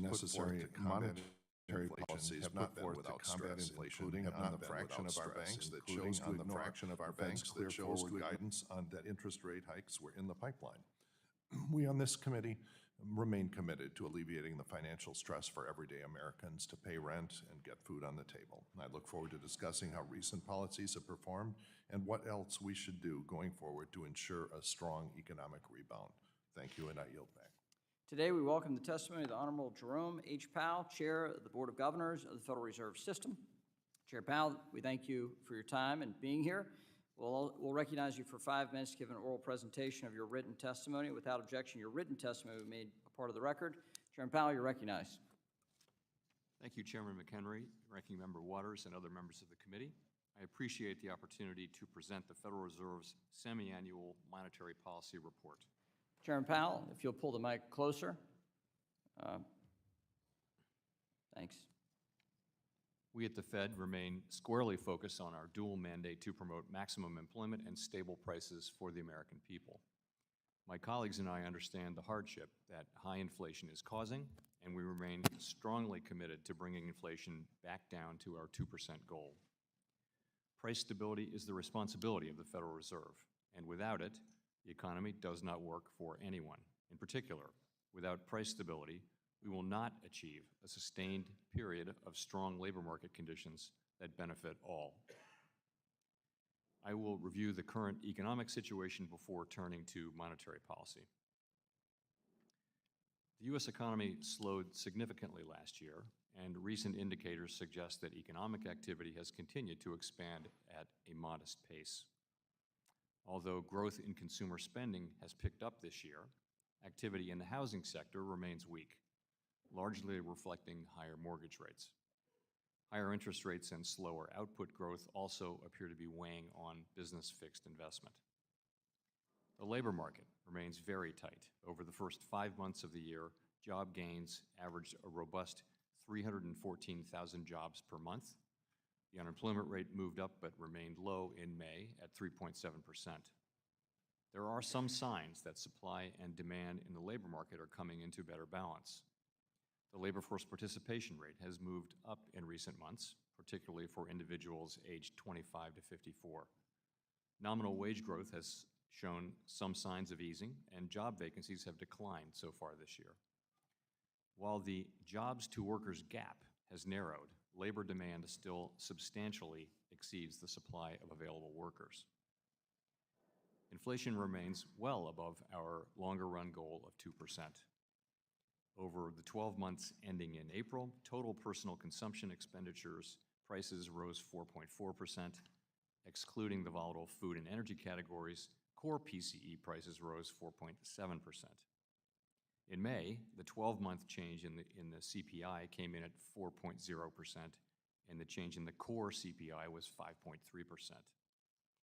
Inflation has moderated somewhat since the middle of last year.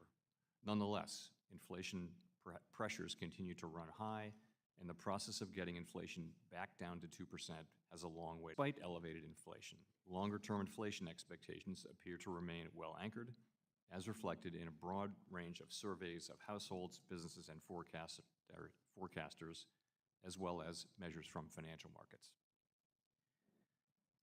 With inflation running well above our longer-run goal of 2% and with labor market conditions remaining tight, the FOMC has significantly tightened the stance of monetary policy.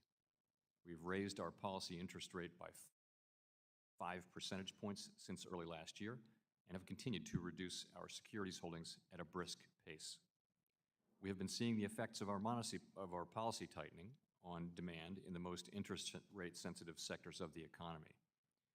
It will take time, however, for the full effects of monetary restraint to be realized, especially on inflation.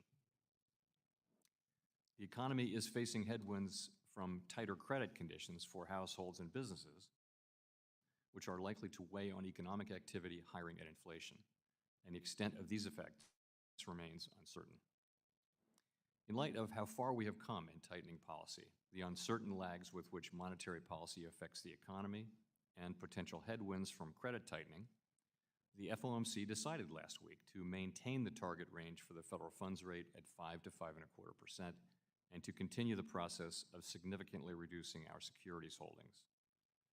Nearly all FOMC participants expect that it will be appropriate to raise interest rates somewhat further by the end of the year. But at last week's meeting, considering how far and how fast we've moved, we judged it prudent to hold the target range steady to allow the committee to assess additional information and its implications for monetary policy. In determining the extent of additional policy firming that may be appropriate to return inflation to 2% over time, we will take into account the cumulative tightening of monetary policy, the lags with which monetary policy affects economic activity, inflation, and inflation, economic, and financial developments. We will continue to make our decisions meeting by meeting based on the totality of incoming data and their implications for the outlook for economic activity and inflation, as well as the balance of risks. We remain committed to bringing inflation back down to our 2% goal and to keeping longer-term inflation expectations well anchored. Reducing inflation is likely to require a period of below-trend growth and some softening in labor market conditions. Restoring price stability, again, is essential to set the stage for achieving maximum employment and stable prices over the longer run. Before concluding, let me briefly address the condition of the banking sector. The U.S. banking system is sound and resilient. As detailed in the box on financial stability in the Monetary Policy Report, the Fed, together with the Treasury and the FDIC, took decisive action in March to protect the U.S. economy and to strengthen public confidence in our banking system.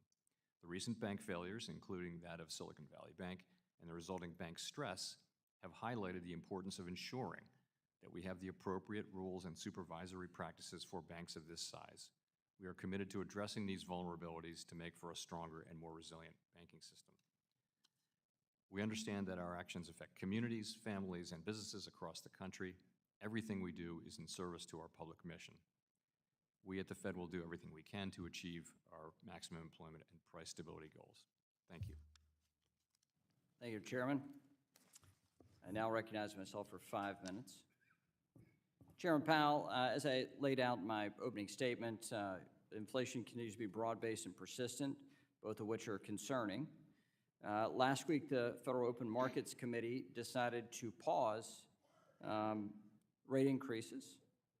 And at the same time, the committee alluded that it would raise rates more later in the year. And so How should the FOMC's posture at the June meeting be interpreted? Will the committee continue to raise rates later this year? What's the thinking of this? What are we to understand? Thank you, Mr. Chairman. So you're right, of course. We did decide to maintain the federal funds rate at its current rate at this meeting. At the same time, participants submitted personal forecasts suggesting that almost all of them thought there would be additional hikes. And I just want to say those two things are entirely consistent. The point being that the level to which we raise rates is actually a separate question of the speed with which we move. Earlier in the process, speed was very important. It's not very important now. The sense of the summary of economic projections and the decision really is just that, given how far we've come, it may make sense to move rates higher, but to do so at a more moderate pace. That's really it. You know, we were at 75 basis points for several meetings, then we were at 50 basis points, then 50 basis points, 25 basis points at 3 consecutive meetings, and now we're moderating that pace, much as you might do if you were to be driving 75 miles an hour on the highway, then 50 miles an hour on a local highway, and then as you get closer to your destination, as you try to find that destination, you slow down even further. Okay. So it is more data is necessary for the Fed to make these decisions, and that's one interpretation, but thank you for a broader view there. I also want a broader view on this question of the vice chair for supervision is performing his own personal holistic review of the Fed's regulatory framework for bank capital and liquidity. In an interview yesterday, he discussed some version of a new type of stress test even, striking complete confusion in his description of it. And at the same time, we have testimony from you, even from the vice chair of supervision, saying that we have a sound banking system that is well capitalized. You will sit in judgment of this proposal that the vice chair for supervision will bring to the full board on this holistic review of capital. There are a lot of discussions about the amount of capital he's talking about, the concern that this is pro-cyclical at a time where our economy with higher rates is, you're measuring what's happening in the broader economy, and at the same time we're going to have a major piece of capital required by financial institutions, which will further restrict lending. So how can you tell us to think about that, given your seat on the Open Markets Committee and as a Fed governor? How would you interpret that? So I guess I would say you're right. There are a significant number of proposals that are kind of in the works. They haven't been finalized, let alone brought to the board yet. And so I can't really get into specific details today. Well, we'd like your thinking, Chairman Powell. That's what we'd like. What I can share is, principles and how I will think about this. Regulatory proposals go to the board. Every person on the board, that's 6 governors now, has an obligation to evaluate and vote on those, and I'm one of those people. I also chair the board. So a couple things I would point out. Just first that, I think regulation should be transparent and consistent and not too volatile, and particularly as it relates to capital requirements. I do note the central importance of capital. We want banks to be resilient to shocks. We want them to be able to lend in good and bad times. We want, in particular, the GSIBs, the 8 largest banks, to have high levels, very high levels of capital and liquidity. Indeed, we spent years raising those levels over a long period of time. And I think there's broad agreement, as you point out, that capital is strong. And, the question there will be what sorts of increases will be justified. That's what we'll be looking at. The other thing is to point out the trade-off between higher capital. The benefit of it, of course, is to have stronger banks that can lend and maybe survive more kinds of crisis environments. But, there are costs as well. And I think it's going to be, as always, a question of weighing and balancing those costs. And that's what I'll be thinking about. The last thing I'll say about that is just we benefit from having banks of all different shapes and sizes in our system. And we want to be careful not to regulate the smaller banks to the point where really their business models are challenged for all but the largest banks. Well, this committee would expect to see a quantitative analysis of whatever the capital charge is going to be. We would expect that from the Fed, as we do from other regulators. With that, we'll now recognize the ranking member of the full committee, Ms. Waters, for 5 minutes. Thank you very much. Chair Powell, at this committee's last hearing on digital assets, my Republican colleagues proposed a stablecoin bill that would create 58 different licenses for approval over only 2 of the licenses. The remaining 56 licenses can be issued by each state, territory, and DC with little or no federal oversight, regulation, and enforcement. This proposal takes state preemption into a whole new level. It effectively allows every state to preempt another state. DC-based coins, for example, would be sold to individuals nationwide, and New York or North Carolina regulators could do nothing to protect their own residents, while even the Fed would be severely hamstrung in providing any oversight. I've argued that we should allow states to be part of this process, but we must have a strong, enforceable federal floor with a role for the Federal Reserve to approve and provide oversight of payment stablecoins issued by non-banks in order to ensure that consumers are protected. Such a framework is similar to our dual banking system, and it would ensure that non-banks and banks are treated the same. We should also bear in mind that payment stablecoins are a new form of currency intended to allow individuals to pay for things with them. As such, do you agree that it is important for the Fed, as our central bank, to have a chance to approve or decline any state licensed non-bank entity before it starts issuing payment stablecoins nationwide? Well, first of all, let me say we appreciate that we've been able to offer our views on these things to your staff and also the majority staff, and we appreciate the consideration that's given to our views.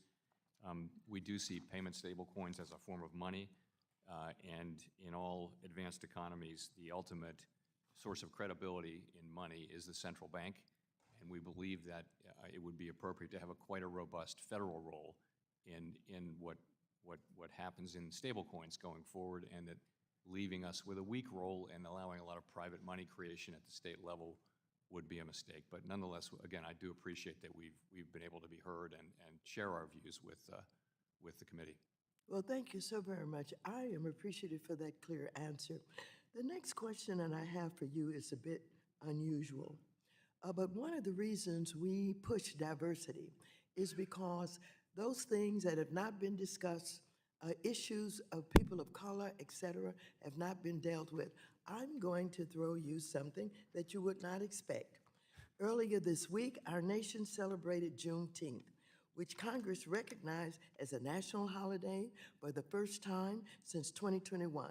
The holiday celebrates the day enslaved African Americans in Texas heard that they were free, 2.5 years after the Emancipation Proclamation was issued. To this day, Black Americans grapple with enduring racial economic inequality that has its roots in slavery, as evidenced by the Black-white gap in net worth and home ownership rates. My bill, the Federal Reserve Racial and Economic Equity Act, would require the Federal Reserve to carry out its duties in a manner that supports the elimination of racial and ethnic disparities in employment, income, wealth, and access to affordable credit.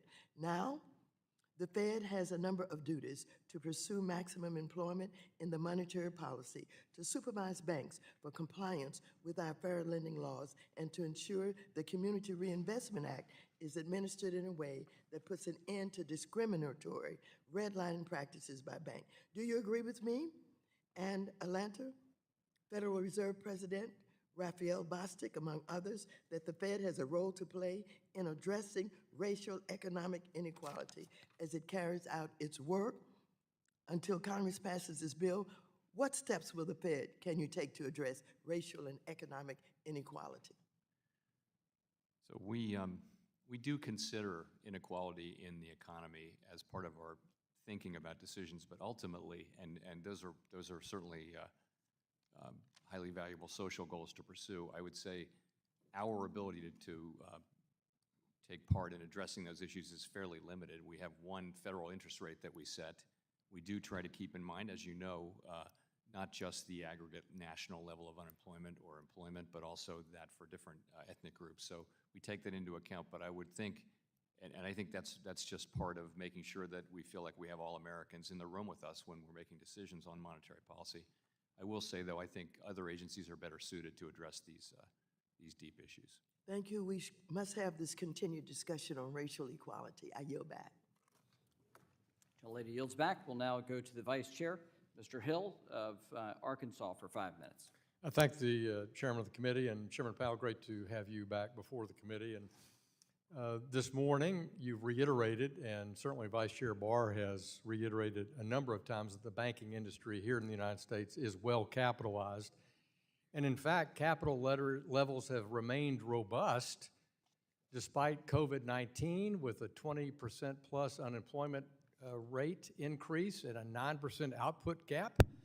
They've remained stable through government shutdowns. They've remained stable through severe stress testing. And maybe more importantly, just in the last few months, since the first week of March, you've seen strong capital come into play as we've grappled with the reality of a 40-year increase in short-term interest rates and that impact on banks. But as the chairman said, Michael Barr continues to say he wants to increase capital requirements on certain financial institutions.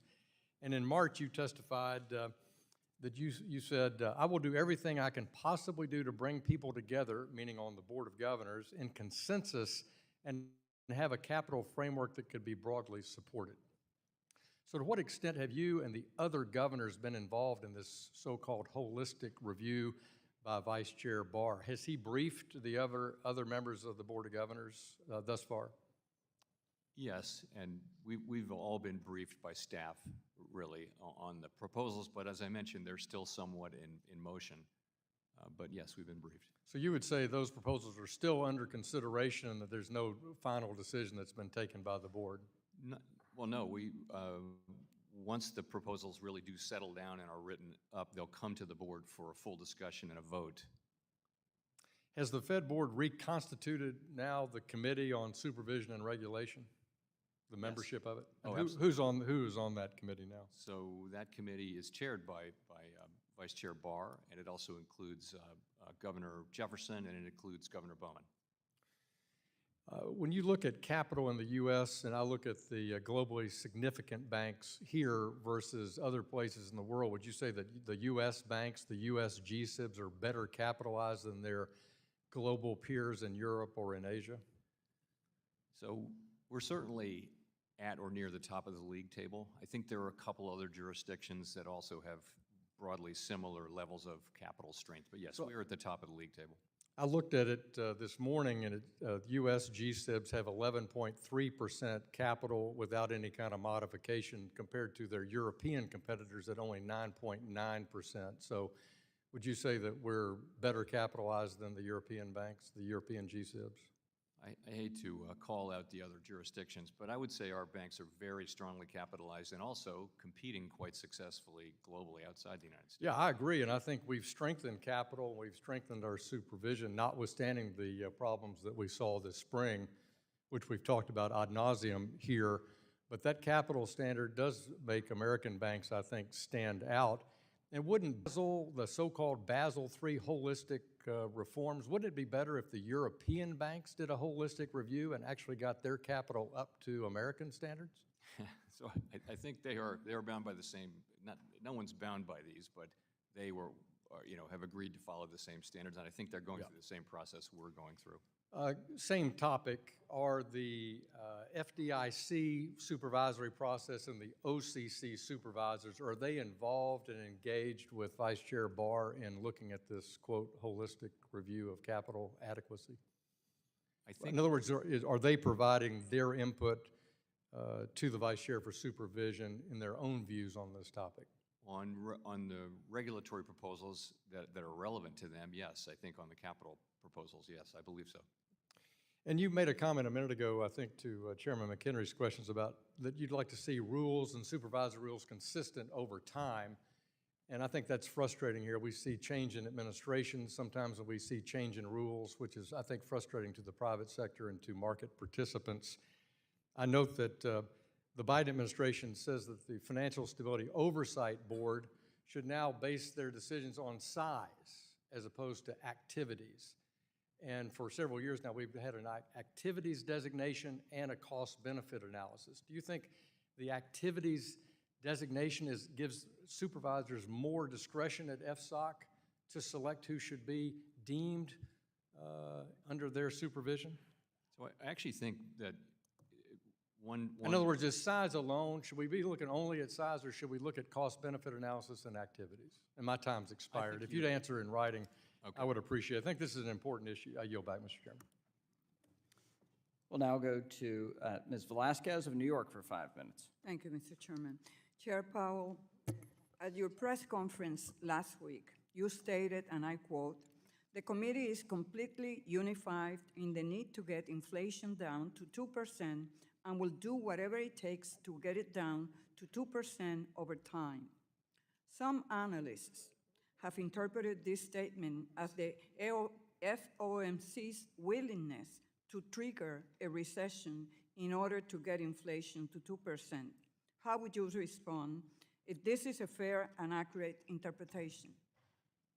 So our statutory goals are price stability and maximum employment, and we are dedicated to using our tools to achieving those. In the case of employment, we still have historically low unemployment rates and high employment rates now, high participation, a very strong labor market. We're very far from our inflation target of 2%, and we're very focused on getting back to 2%. And how does the FOMC takes into consideration the impact of rising interest rates on LMI communities and small businesses when determining monetary policies?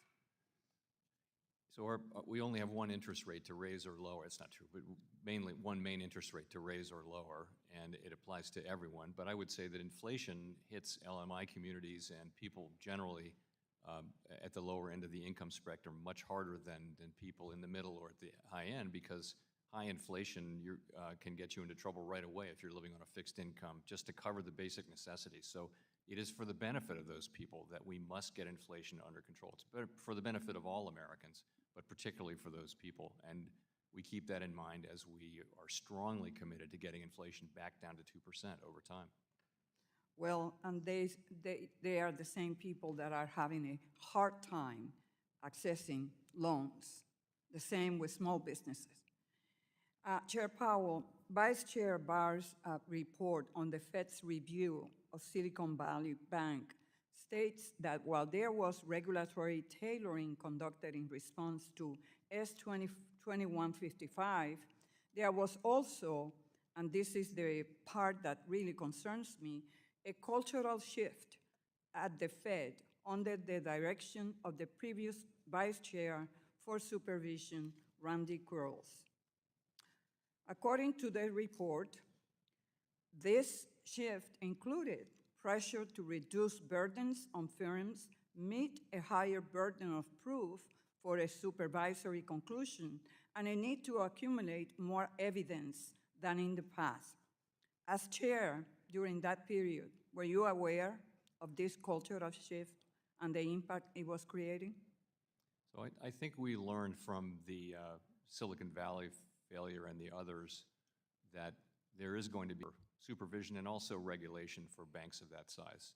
And I'm committed to learning the right lessons from this exercise and to forthrightly implementing changes. Were you aware of the cultural shift? So I can't really characterize it that way. Certainly, I was aware that we were trying to avoid excessive regulatory burden. That so is you always disagree with Chair Barr's report in that respect? I'm sure that the people who wrote the report were accurately reporting what they heard from back in the day. How often were you meeting with Vice Chair Quarles? I reasonably frequently. We sat quite near each other. And never discussed the cultural shift. I didn't say that, but I don't remember it. The way you're describing it is not what I recall. I recall Vice Chair Quarles talking about things like focusing on the really important issues and not getting diverted into other. So the way it was described by Vice Chair Barr is not what you recall. Well, So what I had no part steps- in, I said, I had no part in preparing the report. I'm confident that the staff who worked on the report reported accurately what they heard. I'm sure that that's right. So what steps did you take proactively to meet with regulatory and supervisory staff? Well, I think we're taking significant steps now. We're, as you know, under Vice Chair Barr's leadership, we're looking carefully at these events and asking ourselves, what do we need to do with supervision? And I think there is a point to be made that there are situations in which we need to be more forceful and more proactive. Not in all situations, but in some. In regulation, I think we're learning that we need to update our thinking around liquidity regulation, which was based on a certain speed of bank runs, which now looks to be outdated. My time has expired. The gentlelady's time's expired. We'll now recognize the gentleman from New York, Mr. Garbarino, for 5 minutes. Thank you, Mr. Chairman. Chairman Powell, thank you for being here. I just want to start off by asking a few yes or no questions. Was the Silicon Valley Bank failure a result of a liquidity issue? I'm sorry. Was Silicon Valley Bank failure a result of the liquidity issue? Among other things, yes. Signature Bank failure, the result of a liquidity issue? Yes, I mean, that's not, there's also a lot of very bad management decisions being made here. But liquidity. First Republic, was that a failure result of a liquidity issue also? Among other things, yeah. I mean, I wouldn't say just liquidity. Well, all right. Were any of them a failure of having too low capital levels? So let's go to Silicon Valley Bank. You know, the issue that triggered the run initially was the presence of significant losses in their securities portfolio. Yes. And that is that is a capital issue. So they had too low a capital, the requirements. So what? They weren't required to, as you know, they weren't required to take that into account in their capital. But I think if you remember, what people were focusing on was these portfolio losses, and then what people weren't focusing on was the fact that they had in excess of 90% uninsured deposits, and that's what caused the run. So would increasing capital requirements for Silicon Valley Bank or any of these other banks or all banks together, would that have stopped these banks from failing? That's a hypothetical, unknowable question. I think it might have helped. I think it might have helped, but how much then? Increasing it by how much would have helped? It's very hard to say. Very hard to say. I mean, clearly the main issue there was a failure of management to follow up, a failure of supervision to require them to follow up, and really the liquidity regulation was just not appropriate. We needed to have stronger regulation around liquidity and uninsured deposits.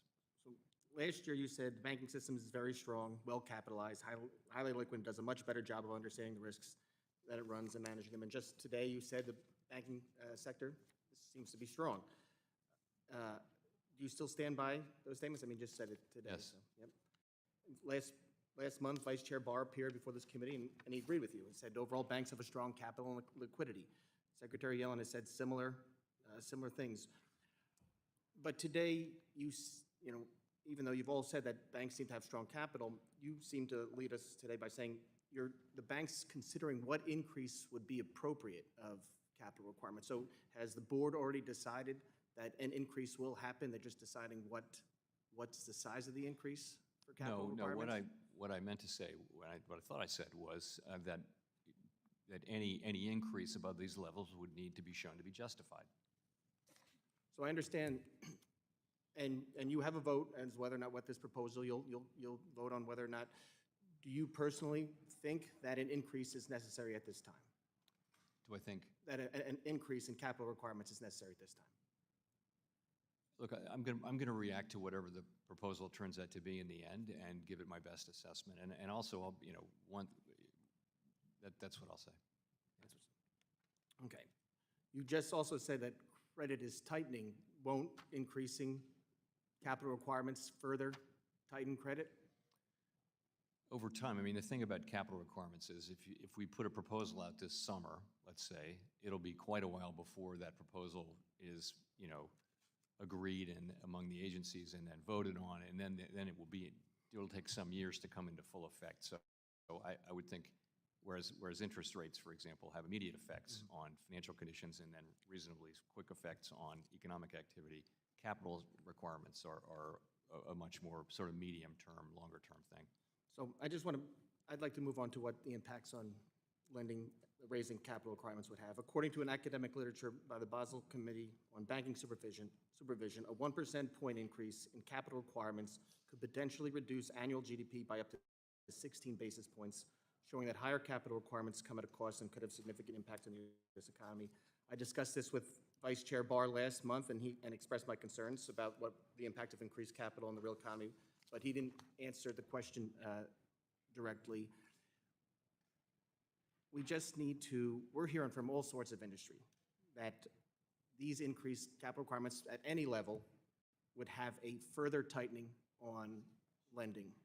And if that happens, and I'm hearing from everybody, if that happens, it's going to be a real disaster.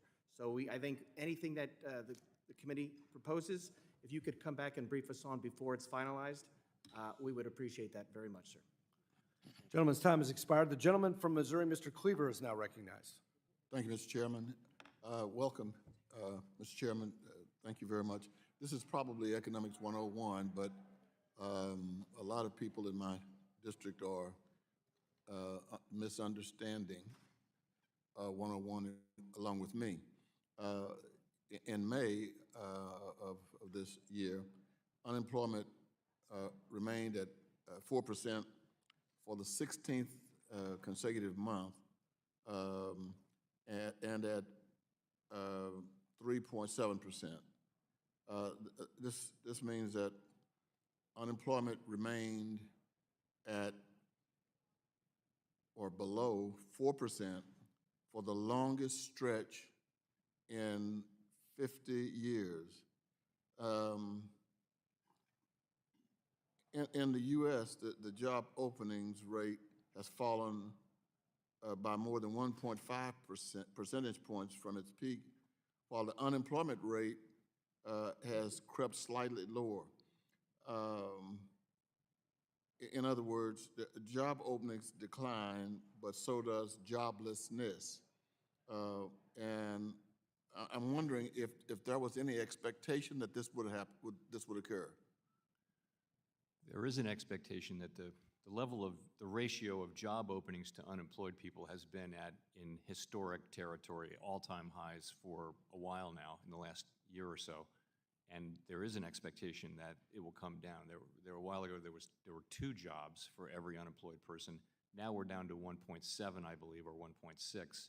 And that still speaks to a historically tight labor market, where the demand for labor still very substantially exceeds the supply of available workers.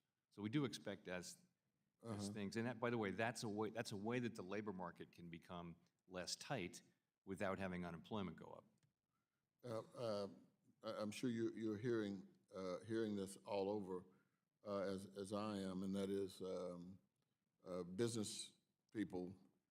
I've got a good friend who has a number of barbecue restaurants in Kansas City, and he is constantly telling me how difficult it is to find workers, to the point where he did something he thought I'd never do, put a sign out in front of his restaurants, job openings. And are there particular industries or sectors of the economy where we would expect this sentiment to be particularly true? No, and that is right. That is, there's still a significant labor shortage. The surveys at the aggregate level show that it's not as bad as it was 2 years ago. So gradually, businesses are reporting that they're having better able to find workers. Workers are reporting that they're not quitting their jobs as much as they were. That's a really good sign of how tight a labor market is how much people feel free to quit their jobs voluntarily. So those things are all suggesting a gradual cooling and a gradually getting supply and demand back into alignment. But we're not there yet. We still have a significant excess of demand. demand over supply. Are we also finding that you know, well, I know in Missouri, that in spite of the fact that there is some, you know, jelly-like movement with the economy, people are still willing to go, in our community, still willing to go out and buy homes. I mean, we're not having difficulty in terms of people going out getting loans, even with the interest rates rising.